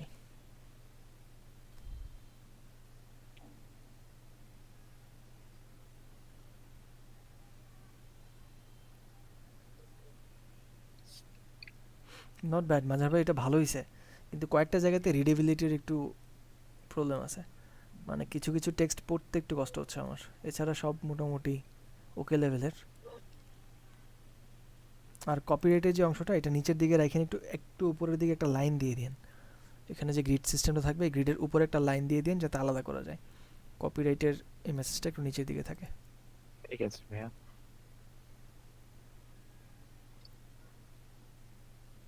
রিডেবিলিটির যে ব্যাপারটা বলতেছিলাম সেটা হচ্ছে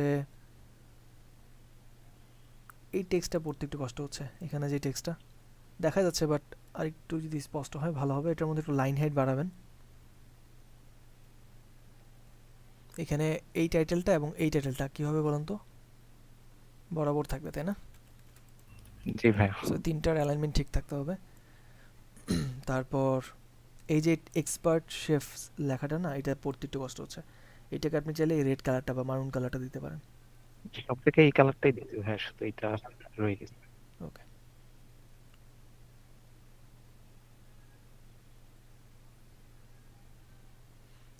এখানকার ব্যাকগ্রাউন্ডটা সামহাও কি হোয়াইট করা যায়, যে এই ব্যাকগ্রাউন্ডটাকে? ব্যানারের ব্যাকগ্রাউন্ড আছে ভাইয়া, পুরোটা হোয়াইট হয়ে যাবে। আচ্ছা, এটা পুরা মানে ইয়েটারই ব্যাকগ্রাউন্ড এরকম? জি ভাইয়া। তাহলে এটাকে আপনি আরেকটু লাইট করেন না? আচ্ছা, লাইট বলতে যাতে এটা স্পষ্ট দেখা যায়, ইয়েলোটাকে লাইট করবেন না একটু। বুঝতে পারছি।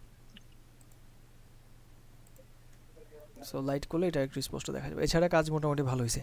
নিচে যে একটা টেক্সটের কথা বললাম না, যে একটু রিডেবিলিটি যাতে থাকে, এই টেক্সটটা এবং ওই টেক্সটটা একই কথা বলবো আমি। লাইন হাইট একটু বাড়বে, এটার ফন্টের সাইজ যা থাকবে তার থেকে 1.5 গুণের বেশি থাকবে লাইন হাইট। ফন্টের সাইজ এখানে কত দেয়? 16। লাইন হাইট সেক্ষেত্রে অ্যাটলিস্ট 24 হবে। অ্যান্ড ঠিক আছে। আপনি যদি দ্বিগুণ করেন সেক্ষেত্রে 32 আর হয়তো আসতো, আপনি 28 অথবা 30 রাখতে পারেন, তাহলে স্ট্যান্ডার্ড দেখা যাবে আর কি। ঠিক আছে ভাইয়া। থ্যাংক ইউ সো কালারটা মাচ। চেঞ্জ করবো? কালারটা ব্যাকগ্রাউন্ডটা বাকিটা ঠিক আছে এখানটাতে। আর টেক্সটের ক্ষেত্রে এখানে কালার যেটা দেওয়া আছে এটাকে একটু গ্রে, আর একটু ডিপ করতে পারেন কালারটা, ব্ল্যাকের মধ্যেই যদি আপনি একটু ডিপ করেন আই গেস রিডেবিলিটি থাকবে। ঠিক আছে।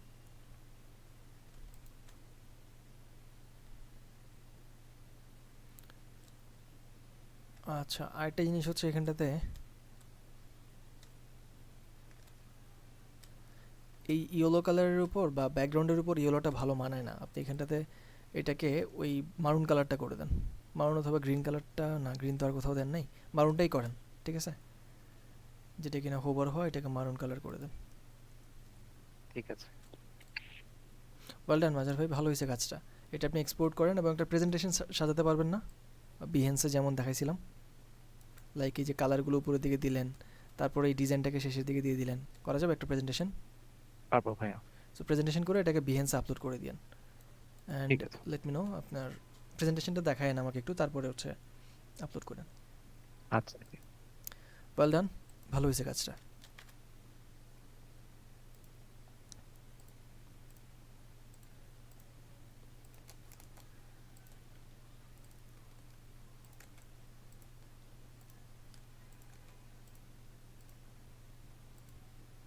আচ্ছা, ইয়াসিন ভাই দিয়েছেন।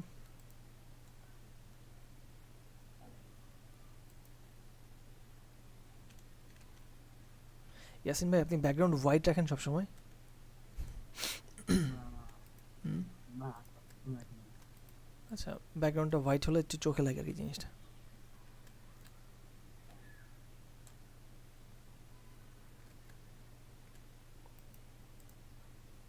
আমি কতটুকু ফাইনাল এটা দেখতে একটু অসুবিধা হচ্ছে। সেকশনটাকে সিলেক্ট করে একটু গ্রে কালার করে দেন না ব্যাকগ্রাউন্ডটাকে। আপনি কি আছেন ফাইলটার মধ্যে? সেকশনের এই বক্সটা সিলেক্ট করে একটু এরকম ফিগমার যে বাই ডিফল্ট ডিপ কালারটা এটা করে দেন।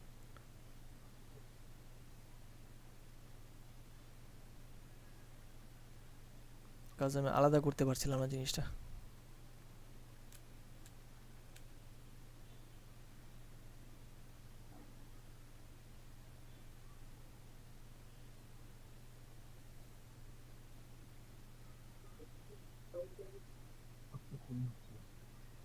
এটা ডান পাশে এখানে ফিল কালার আসছে না, ফিল কালার এটা চেঞ্জ করে দেন।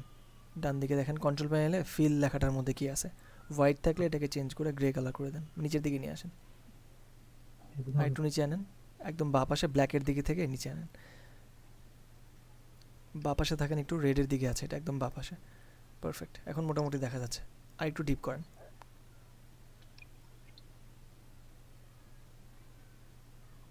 Good, perfect. চাইলে ব্যাকগ্রাউন্ডের এটাকেও গ্রে গ্রে কালার করতে পারেন, কজ স্পষ্ট হয়। ওয়েল, এইটা হচ্ছে কাজ। উপরে এখানে যে টপ বারটা, এটা অনেক বেশি কন্টেন্ট, তাই না? কোনো রেফারেন্স ফলো করছিলেন যাতে অনেক বেশি কন্টেন্ট চলে আসছে? এটা ওই আপনার ক্রিপ্টোকারেন্সি তো অনেক ইয়ে থাকে।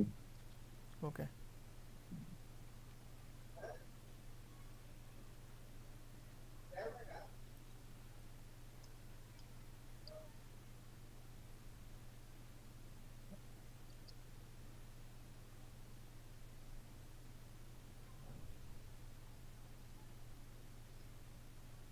নট ব্যাড, ভালোই দেখাচ্ছে। এই বক্সটা দেখেন বাঁ পাশে এবং ডান পাশে একটু গ্যাপ রয়ে গেছে, বড় হবে একটু।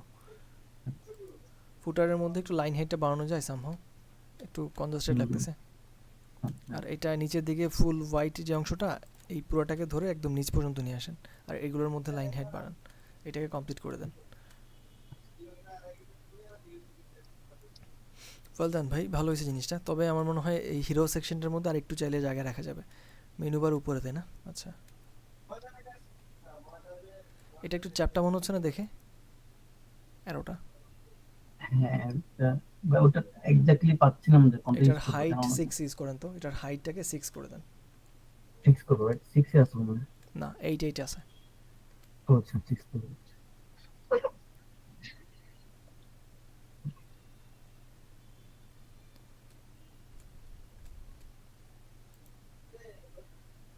হোম পেজ লেখাটার বাঁ পাশে যে অ্যারো, সেটাকে ডান পাশে যে অ্যারোটা সেটা, আর মোর লেখাটার পাশে যে অ্যারোটা ওটাকে একই কাজ করবেন। সাইজটা চাইলে একটু বড় করা যেতে পারে।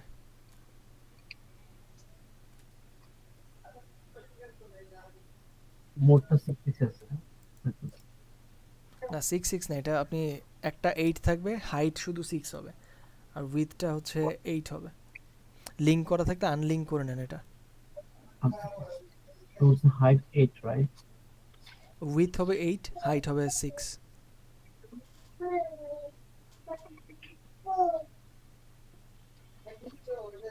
অথবা এই অ্যারোগুলো কীভাবে নেবেন সেটা আমি দেখাইছিলাম একটু। পেন টুল দিয়ে একটা অ্যারো ক্রিয়েট করে নেন প্রপার। এটা একটু লম্বা হয়ে গেছে। নট ব্যাড, ভালো হচ্ছিল, এবং স্পেসিংগুলো মোটামুটি চলবে। লাইন হেডটা একটু বাড়াতে পারেন যেখানে যেখানে বললাম। এছাড়া মোটামুটি not bad, good try. Thank you ভাই।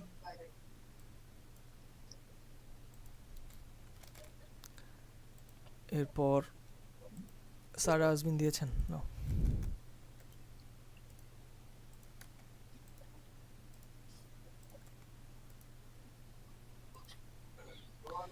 ইমতিয়াজ ভাই দিয়েছেন, দেখা যাক কি অবস্থা।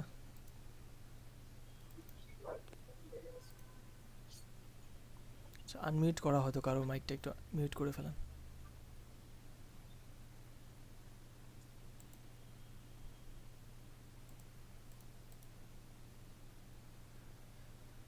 ওকে,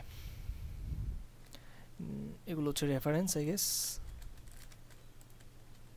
আর এইটা হয়তো মেইন পেজটা। জি ভাইয়া।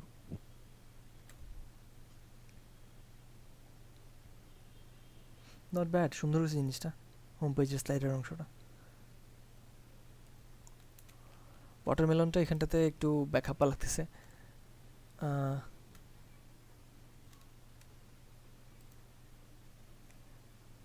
এইটার ইমেজটা উপর থেকে একটু কেটে গেছে, তাই না? এটাকে দেখেন তো ফুল রাখা যায় কিনা। আই প্রেফার যেখানে একটা বাকেট টাইপের। ফুলই ছিল, বাট আমি এরকম করছিলাম কোনো কারণে। হুম, আচ্ছা আচ্ছা, বুঝতে পারছি। ওকে, এই ইমেজটা এরকম টাইপের কিছু একটা দেওয়া যায়, বাকেট টাইপের কিছু একটা, অথবা এরকম প্রোডাক্ট টাইপের হ্যাঁ কিছু, ভাইয়া, দিয়ে যাবে, কজ এই দুইটার সাথে এটা মিলতেছে না, ইউনো। ওকে ওকে। নাইস, এই অংশগুলো ভালো।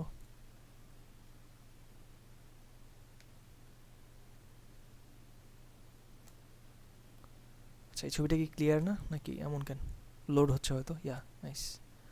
এই লেখাটা একটু রিডেবল রাখতে হবে, এটাকে একটু ব্রাইট কালার করে দেওয়া যায় কিনা দেখেন তো এখানে। ওকে ভাই, আমি আসলে ওভারলে দিছিলাম, মনে হয় ওভারলেটা নিচে পড়ে গেছে, সরি। ওকে, তাহলে ওভারলেটা সামনে নিয়ে আসলে আই গেস আরো ক্লিয়ার দেখা যাবে, তাই না লেখাগুলো?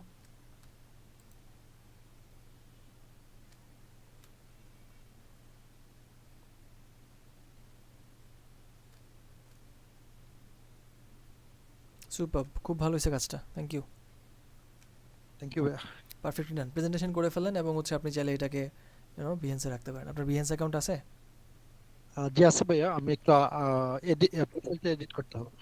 ওকে, ঠিক আছে, এডিট করে এবং এটাকে চাইলে আপনি কাস্টমাইজ করে রাখতে পারেন। আমাকে একটু দেখাই নিন প্রেজেন্টেশনটা কেমন হয়েছে, এটা চেক করে দিলে দেন আপলোড করেন। ওকে ভাইয়া, থ্যাংক ইউ। ওকে,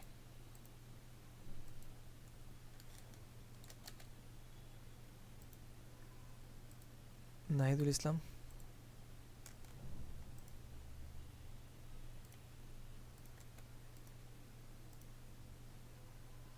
ধীরা আপু দিয়েছেন।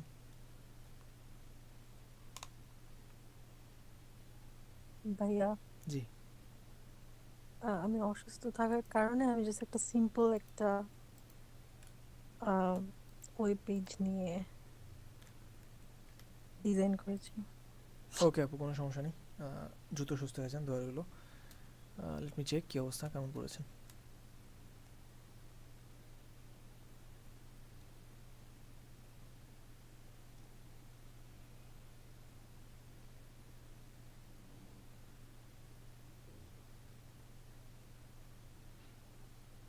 নট ব্যাড, ভালোই হয়েছে জিনিসটা।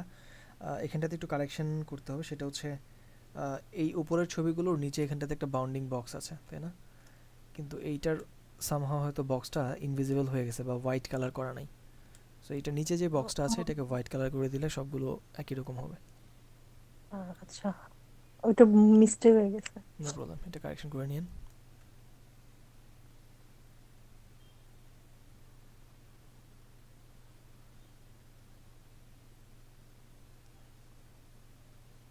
নট ব্যাড, ভালো হয়েছে কাজটা, থ্যাংক ইউ আপু।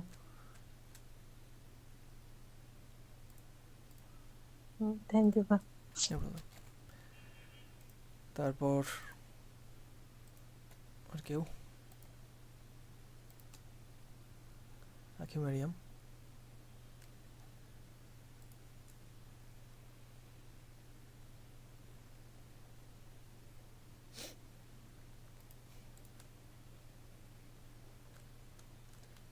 Okay, these are the references and এই হচ্ছে ডিজাইনটা, হয়তো আউটপুট। আখি আপু আছেন ক্লাসে?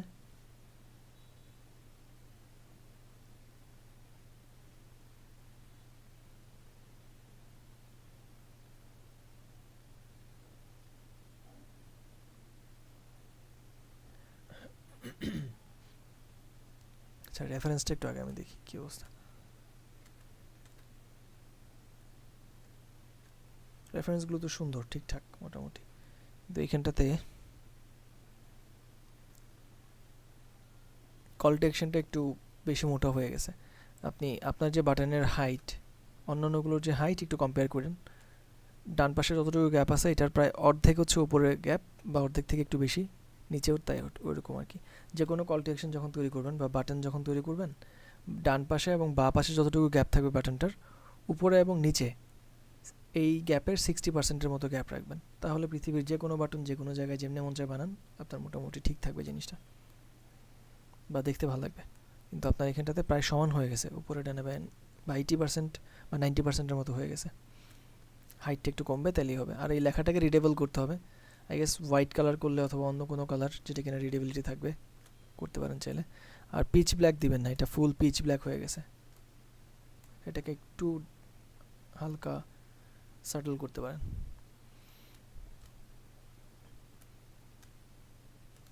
লেখাগুলোর মধ্যে লেটার স্পেসিং আছে, লেটার স্পেসিং করা যাবে না, লেটার স্পেসিং 0 করে দিবেন। দেখি কি অবস্থা। এই বক্সটার মধ্যে লেটার দেখেন 10% বড় করা দুই পাশে, 10%টাকে 0% করে দিবেন। লাইন হাইট ঠিক আছে, লেটার স্পেসিং বন্ধ করে দিন। এটা কি মনসার্ট ফন্ট? ইয়া, মনসার্ট ফন্ট একটু চ্যাপটা চ্যাপটা লাগে, পপিন্স ইউজ করেন, পপিন্স সুন্দর।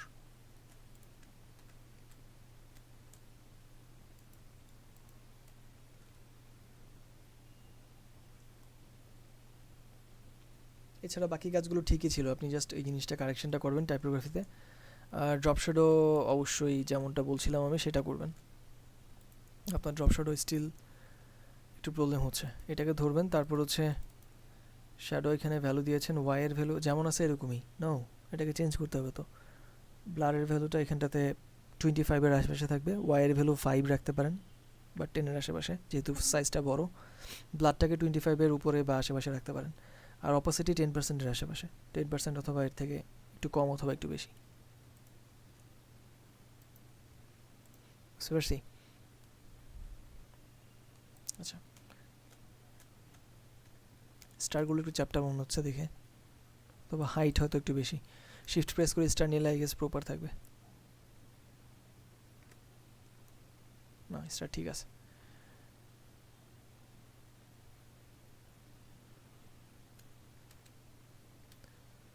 ওকে, ফন্ট চয়েস ছাড়া বাকি জিনিসগুলো মোটামুটি চলবে। ফন্ট একটু কারেকশন করবেন। এখানে ব্ল্যাক কালারের বদলে হোয়াইট কালার বর্ডার দেন, আই গেস আর একটু বেটার লাগবে দেখতে। আর সাবস্ক্রাইব লেখাটা একটু নিচের দিকে আসবে। থ্যাংক ইউ আপু, ভালো চেষ্টা করেছেন।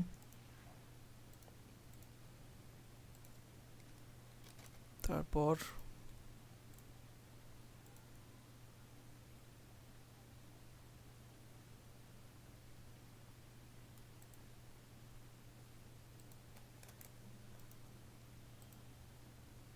মুকিত ভাই করেছেন।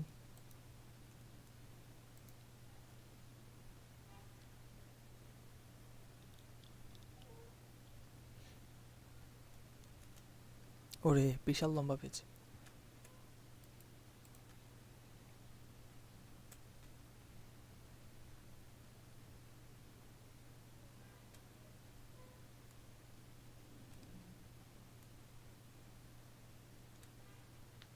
কেমনি কি চেনা চেনা লাগে? এখানে আপনার মেইলের যে এটা কি অথেন্টিক কোনো ব্র্যান্ড নাকি? আসলে কি ব্র্যান্ড আছে? Creative world interior and architecture. হ্যাঁ, এটা আমার ফার্ম, নিজস্ব ফার্ম, তো ওই জন্য আমি করেছি আমার দিয়ে আর নাইস কি। Nice, very nice. আপনি তাহলে একটু ব্র্যান্ড আইডেন্টিটিটা করে ফেলেন। আপনার এই কালারের সাথে ব্ল্যাক অ্যান্ড রেডের সাথে পিছনে যে ব্যাকগ্রাউন্ডটা দিয়েছেন এই কালারটা যাচ্ছে না, একটু অন্যরকম লাগে। সো এইটাকে একটু চেঞ্জ করবেন, অলিভ কালারটা একটু ব্যাখাপা লাগতেছে। রেড কালারটা কেমন জানি লাগতেছে না দেখতে এটার উপর? আই গেস আপনি যদি একটু এই হ্যাঁ, জিনিসটা লাগছে। ফুল হোয়াইট রাখেন তাহলেও ভালো লাগবে দেখতে। পিছনের এটা অলিভ কালারটা বাদ দিয়ে দেন, হোয়াইট রাখেন। পরে অ্যাবাউট আসের অংশটা একটু গ্রে কালার করে দেন ব্যাকগ্রাউন্ডে, তাহলে আলাদা করা যাবে জিনিসটা। Not bad. আর এখানে পিচ ব্ল্যাক ইউজ করছেন না, হালকা একটু অন্যরকম। না, পিস ব্ল্যাক। ওকে,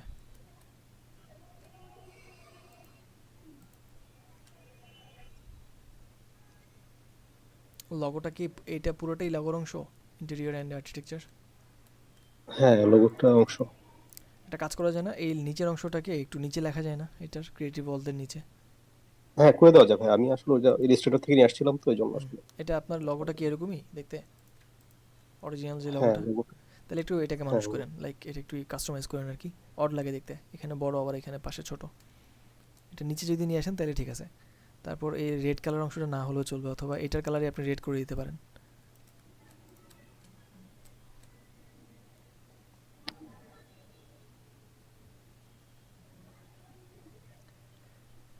ওয়েল, এই ভিউ মোর যে লেখাটা, স্ট্রোক কালার যদি রাখতে চান আপনি একভাবে রাখতে পারেন, এরকম যে পিছনে হোয়াইট কালার দিয়ে দিলেন আর ভিউ মোর লেখাটাকে রেড কালার দিলেন, স্ট্রোকে যে কালারটা থাকবে ওই কালারটাই টেক্সটের কালারে আসবে, তখন দেখতে সুন্দর লাগবে।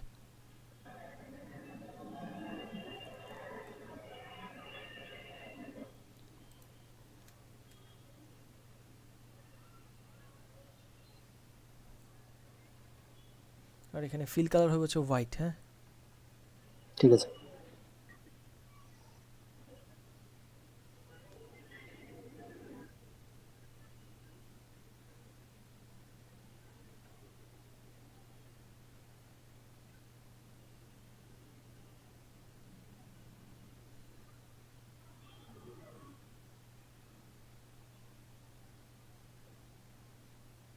নট ব্যাড, ভালো হয়েছে জিনিসটা নিচের দিকে।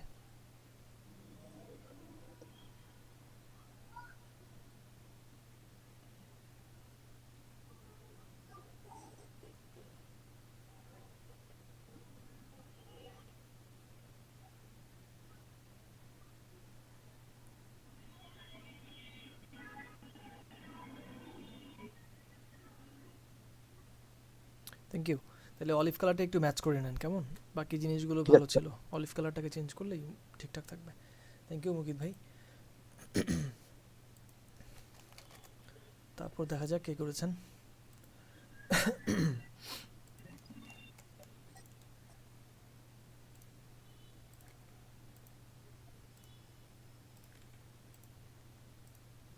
ইসাবুর রহমান।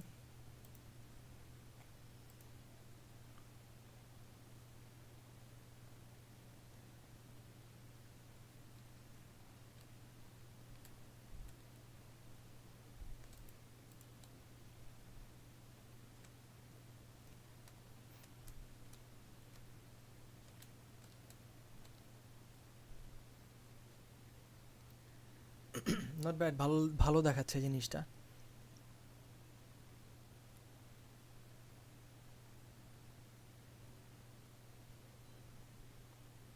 সুপার।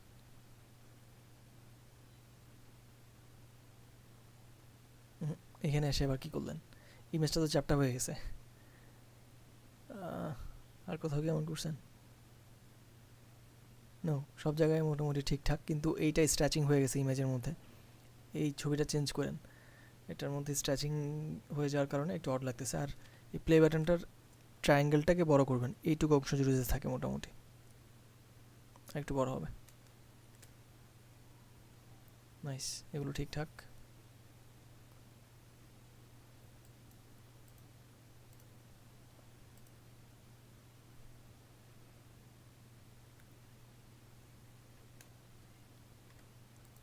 এটা কি হলো এখানে? একটু নিচে নেমে গেছে নাকি কিভাবে কি?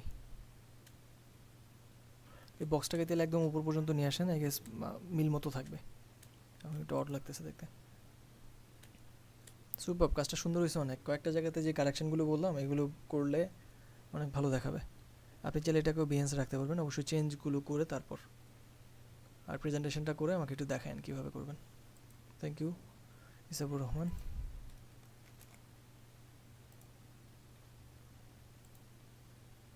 তাসমিহা রহমান করেছেন।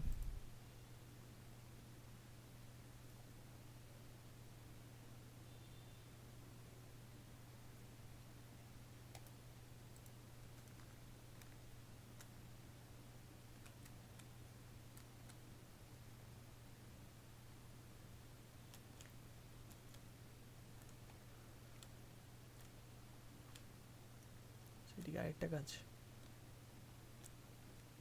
এখান থেকে।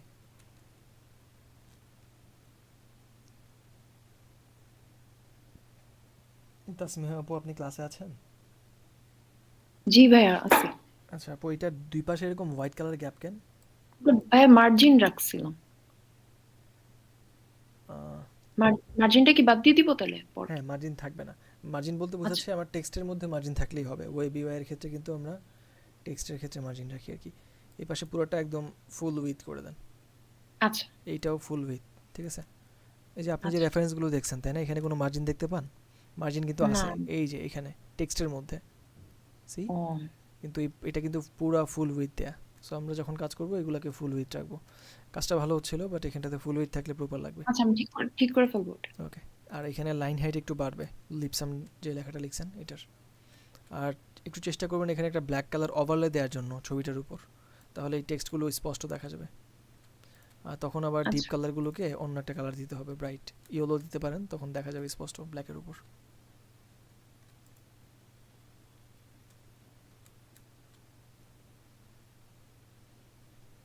ফন্ট কোনটা এটা?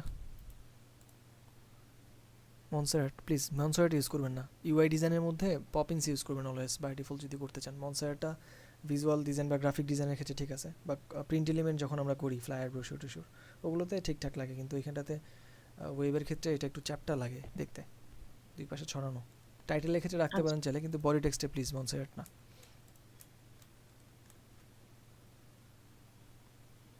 ক্যাপাচিনো, ওকে। রিপিট না করাটাই ভালো, সব ঠিকঠাক মোটামুটি।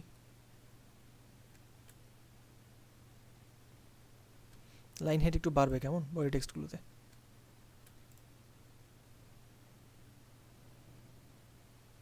থ্যাংক ইউ, ভালো হয়েছে কাজটা। খালি ফুল উইথ করে দেবেন এবং মনসার্ট ফন্টটাকে চেঞ্জ করবেন।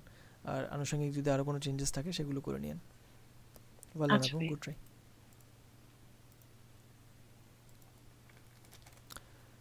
এরপর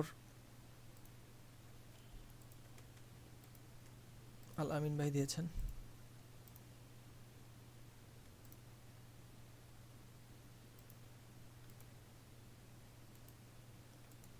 বাহ, পুরো পিঙ্কি কেন তো?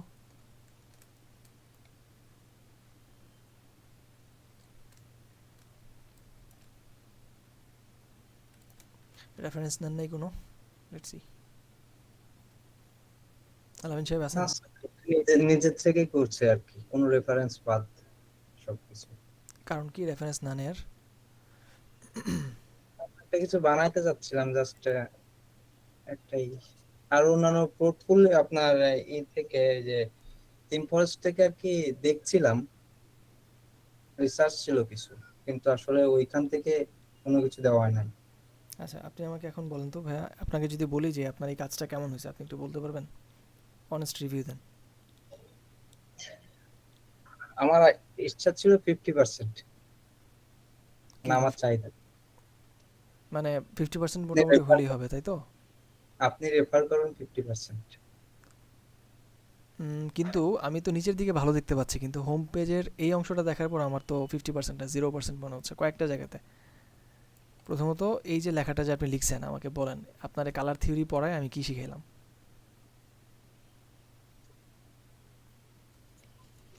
লেখাটা দিচ্ছিলাম কিন্তু রিমুভ করতে চাচ্ছিলাম, পরে পড়া হয় নাই। এটা এটা কপি করে আনা যে আপনি না, লেখাটা থাকুক, কোনো অসুবিধা নেই, কিন্তু কালারটা তো ম্যাচ করে নাই স্যার। হোয়াইট কালার হলে না দেখা যাবে, রিডেবিলিটি আছে এখানে। এটাকে রিডেবল করবেন আর সার্চ বারের হাইটটা আরেকটু বাড়ায় রাখেন। এটা বক্সের মধ্যে কেমন জানি দেখাচ্ছে, আপনি চাইলে হোম লেখাটারে অন্য কোনো কালার দিতে পারেন, অথবা বক্স যদি রাখেনও একটু রাউন্ড করে দেন কর্নারটা, আই গেস বেটার লাগবে, বিকজ হোমটা রাউন্ড করা, সরি সার্চের যে বক্সটা এটা একটু রাউন্ড করা, তাই না? সেখানে রাউন্ড হলে একটু সিমিলার লাগবে আর কি। আপনি করতে পারবেন, যে কোনো ডিজাইন করারই আপনার অধিকার আছে, কিন্তু একটু যাতে মানসম্মত হয়, অ্যাটলিস্ট প্রেজেন্টেবল হয় যাতে। কালার্স বা বেসিক ডিজাইনের যে ভুলগুলো সেগুলো একটু না করাটাই খেয়াল থাকে, যাতে এটা মাথায় রাখেন। আর এছাড়া নিচের দিকে যেমনটা দেখলাম চলবে, ভালো। স্বপ্নাও মানে এগুলো কি বিক্রি করবে? তো কিউট কিউট জিনিস মানুষ কেমনি বিক্রি করে? প্যাট, হ্যাঁ এটা হতে পারে, হ্যাঁ আপনি ক্যাট ফুড বা এগুলোকে সেল করতে পারতেছেন। এগুলো কি আপনি রিমুভ করে নিছেন নাকি কোথা থেকে নিছেন পিএনজি আকারে? পিএনজি নেওয়া কিছু আর কিছু রিমুভ করা, অর্থাৎ টোটালি সব পাওয়া যাচ্ছিল না। ওকে, আচ্ছা এখানটাতে একটু মডিফাই করার কথা যদি বলি আপনাকে, বলার জন্য কিভাবে বলবেন বলেন তো? এই ইনপুট ফিল্টার মধ্যে বা নিচেরগুলোতে সহ। না স্যার, হুম। আমি জানি না। আচ্ছা, এটা আপনাকে প্রশ্ন করার উদ্দেশ্য হচ্ছে যাতে আপনি খেয়াল রাখতে পারেন এবং বুঝেন জিনিসটা, কারেকশনটা কি হতে পারে। এখানে বাঁ পাশে অনেক বেশি গ্যাপ মনে হচ্ছে প্রথমত। দ্বিতীয়ত এই যে বাঁ পাশে যতটুকু গ্যাপ দিয়েছেন ডান পাশে নাই বললেই চলে গ্যাপ, তাই না? সো বাঁয়ে এবং ডানে সমান হলে জিনিসটা একটু ভালো লাগবে দেখতে। আর এই জিনিসটার ক্ষেত্রেও আমি বলবো এখানে যে পিঙ্ক কালার বক্সটা, এই কন্টেন্টগুলো হয়তো মাঝামাঝি নাই, ডান পাশে যতটুকু গ্যাপ বাঁ পাশে একটু বেশি। আর এই বাটন যেটা, এটার ক্ষেত্রে প্রায় সমান, কিন্তু এগুলো বাটনটার এক্ষেত্রে কম বেশি হওয়ার কারণে বাটনটাকে একটু ব্যাকআপ লাগতেছে, এখানে মনে হচ্ছে একটু বেশি গ্যাপ, ইউনো। সো এগুলো হচ্ছে ডিজাইনের পিক্সেল পারফেক্ট ডিজাইন যদি কনসিডার করি তাহলে এই জিনিসগুলো বড় সড়ো ভুল। বাটন অ্যালাইন করতে যাই ওটা ইয়ে গেছে। আর টেক্সটের বাঁ পাশে একটু বক্সে জায়গা থাকা ভালো, যেমন উপরে এখানে একটু গ্যাপ আছে, তাই না? এই পাশে একটু বাঁ পাশে জায়গা থাকলে ভালো হয়। সো এই দুইটা লেখাকে ডান দিকে নিয়ে আসেন একটু। আপনি কি কোনো ভুল বললে বিব্রত বোধ করেন যে এটা ভুল বলতেছে কেন, আমার তো কারেক্ট হওয়া না, উচিত? ওকে, তাহলে আমি একটু ফ্রিডম নিয়ে আপনাকে ভুলগুলো ধরায় দিই বা মডিফিকেশনটা বলি, তাই না? জি গুড। এই নিচের অংশটা মোটামুটি চলবে, কয়েকটা জায়গায় কারেকশন করবেন, কিন্তু উপরের অংশটা অবশ্যই ঠিকঠাক করবেন যেখানে যেখানে বললাম। গুড ট্রাই, ভালো হয়েছে। কিন্তু আমার মনে হয় আপনি যদি রেফারেন্সেস দেখেন পেটস নিয়ে, তাহলে ওই রেফারেন্সগুলোর অনুযায়ী যদি আপনার ডিজাইনের অ্যাকসেন্টটা আসে তাহলে ভালো হয় আর কি, ফ্লেভারটা থাকলে। হয়তো বুঝতে পারছেন আমি কি মিন করছি। জি থ্যাংক ইউ। ওকে, তারপর তোহা ভাই করেছেন, মাঝখানে আর কাজ নেই।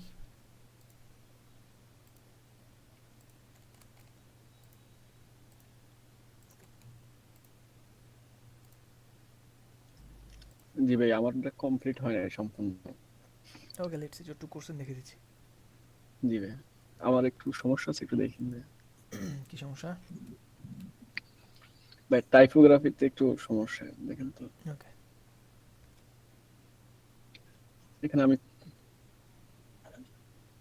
নট ব্যাড, ভালোই দেখাচ্ছে জিনিসটা। এটা কি ব্লার করছেন?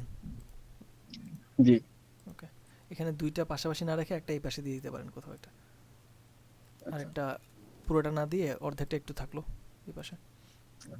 ঠিক আছে। লুক, এটার মধ্যে একটু ছোট রাখছে বাকি দুইটাতে, না? সো এরকম করা যায়, দুই একটা ছোট রাখতে পারেন চাইলে। ওকে, হইলো, সমস্যা নেই। আর অপোসিট একটু কমাই দিতে পারেন, হয়তো অড লাগবে। আচ্ছা যাক, এরকমই থাকুক, দুইটা দুই পাশে রাখলে গেস বেটার লাগবে। আচ্ছা, রিপিটেড কন্টেন্ট না নাই ভালো, এখানে রিপিটেড জি ভাইয়া, এগুলো না দেয়াই ভালো। কোথা থেকে আনবো এই আইকনগুলো? আইকন আপনি তো বিভিন্ন জায়গায় পাবেন, সিমিলার যে কোনো একটা আইকন আপনি আইকন লিতে এগুলোর নাম তো জানি না।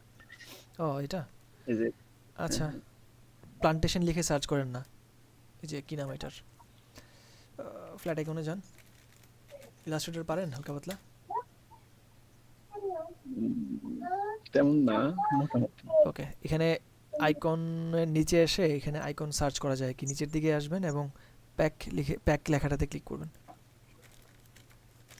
আমি ওই বেশিরভাগ ব্যবহার করি এই যে ইয়াতে ফিগমাতে যেটা আছে আইকনে কি ওইটা। প্ল্যান্টেশন লিখে সার্চ করলে আই গেস আমরা ওই ধরনের কিছু প্ল্যান্ট রিলেটেড আইকনের ইয়ে পাবো। সি আসছে না কিছু কিছু কাছাকাছি কোনো একটা আইকন নিয়ে নেন এগুলো। ঠিক আছে ভাই, আমি সবগুলা কমপ্লিট করে আপনাকে দেখাবো, কিন্তু এখন তো আমার পরীক্ষাটাই জন্য। ওকে,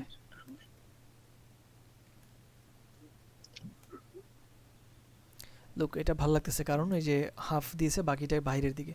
আপনি চাইলে এটার পুরোটা না কভার করে নিচের দিকে একটু রাখতে পারেন যাতে দেখা যায়, মানে অ্যাস্থেটিক লাগে আর কি একটু।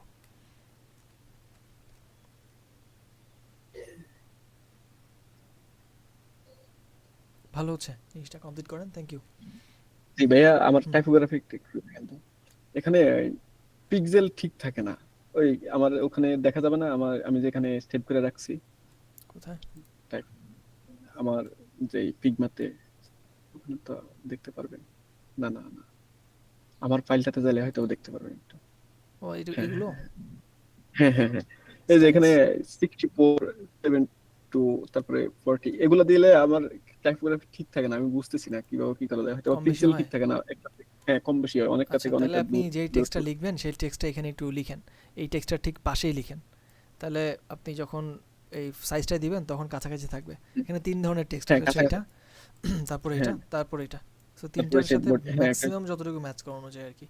আর এটা ম্যাচ করবে না দুইটা কারণ, একটা হচ্ছে আপনি আপনার যে ফ্রেম সাইজ এটা ঠিক আছে তো না, প্রেজেন্টেশন স্লাইড 1, হ্যাঁ হ্যাঁ এই দুইটা ফ্রেম সাইজ যাতে সাইজ সমান ঠিক আছে। থাকে তাইলে আপনি কাছাকাছি পাবেন। কিভাবে সমান করতে হয় সেটা হয়তো বলছিলাম, এইটাকে ধরে হুম, জাস্ট হ্যাঁ 1920 করে দিলেই সমান সমান হয় লিঙ্ক করা অবস্থায়। ওটাও জি ভাই। তো ঠিকই আছে, আপনি জাস্ট এখানটাতে ফন্ট এক্স্যাক্টলি যদি সেম হয় তখন খুব বেশি হ্যাঁ পার্থক্য হয় না, একদম এক্স্যাক্টলি হলে তো হইলই, বাট কাছাকাছি যদি হয় তখনও আপনি লাইন হেড গুলো কিভাবে বাড়াবো কমাবো একটু?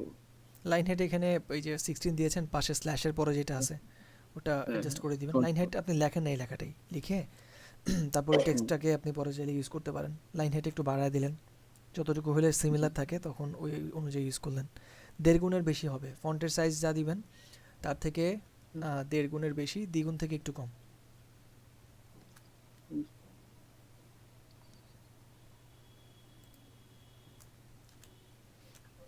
ওকে, বুঝতে পারছি কীভাবে করবেন এটা। হ্যাঁ আমি কমপ্লিট করে আবার দেখাবো। ওকে, থ্যাংক ইউ। স্যার আমার ফাইলটাতে আরেকটু যাবেন? কোনটায়? আলামিন।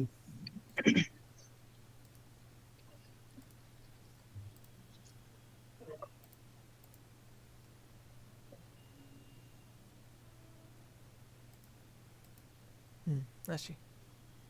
বাম পাশে যে দুইটা লেখা আসছিল আপনার এখানে শো করে না, এখানে না আপনার স্লাইড না কি বলে ওই যে এখানে টুলস থাকে, টুলস এগুলো জি, হ্যাঁ আমি এই তো যখন এডিট করতে পারবো তখন এটা শো করবে। এই জায়গায় দুইটা লেখা আসছে, ফিক্সড আর স্কল, দুইটা লেখা ও কোনোভাবে রিমুভ করতে পারছি না। আপনার এখানে এই উপরে দেখেন প্রোটোটাইপ লেখা আছে, প্রোটোটাইপের ডান বাঁ পাশে ডিজাইন লেখা আছে, ডিজাইনে ক্লিক করেন চলে যাবে। এটা আসলে হচ্ছে না, অনেক চেষ্টা করছি ওইভাবে। স্ক্রিন শেয়ার করতে পারবেন? জি করেন।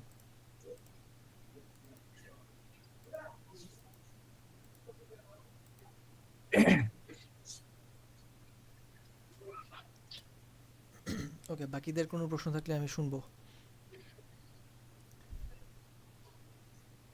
আপনাকে যদি দেখাবো,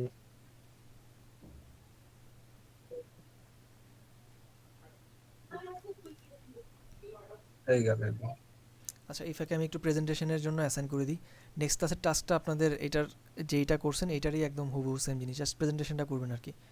যারা স্যার পাওয়া গেছে, হুম, এই দেখেন এই জায়গাটায় জি।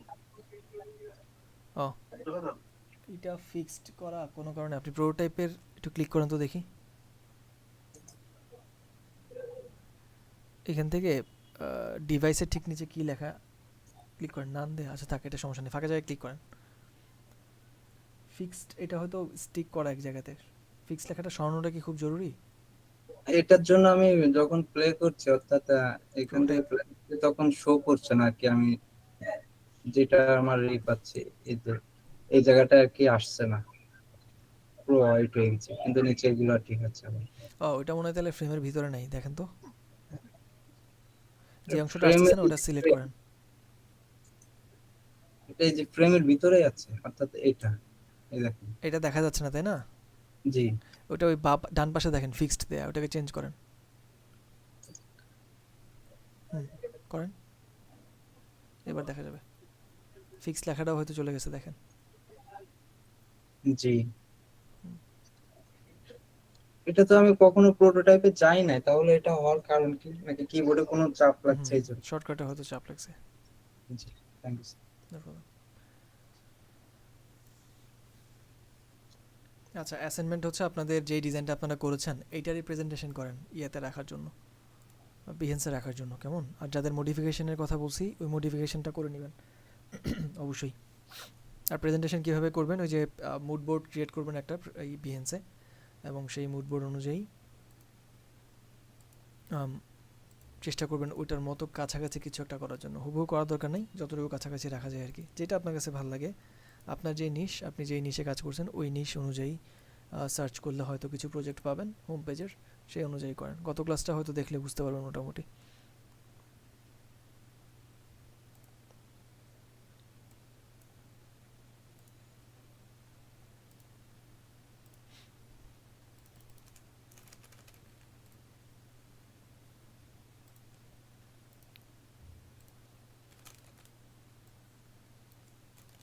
Assignment 11।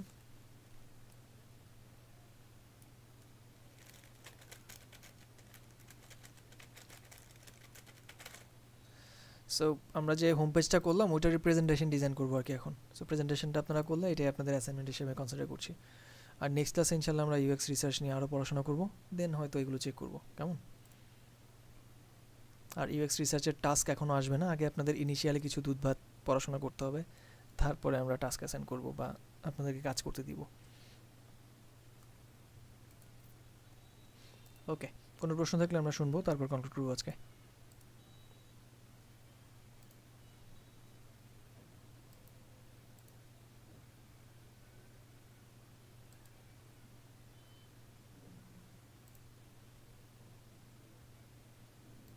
Well, thank you so much guys যারা জয়েন করেছেন। স্যার একটা জি প্লিজ বলেন বলেন বলেন।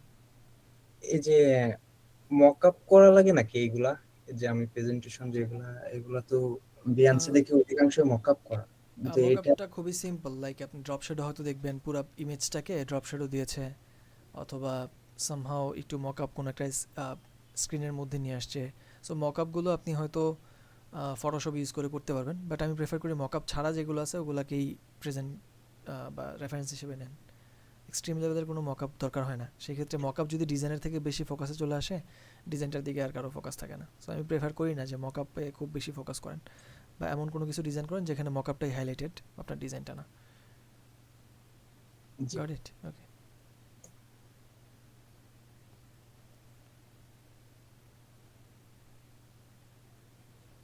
ঠিক আছে, আমি তাহলে রেকর্ড অফ করতেছি। থ্যাংক ইউ, ইনশাল্লাহ আবার কথা হবে পরবর্তী ক্লাসে। সবাই ভালো থাকেন, আল্লাহ হাফেজ, আসসালামু আলাইকুম। আসসালামু আলাইকুম ভাই, আল্লাহ হাফেজ।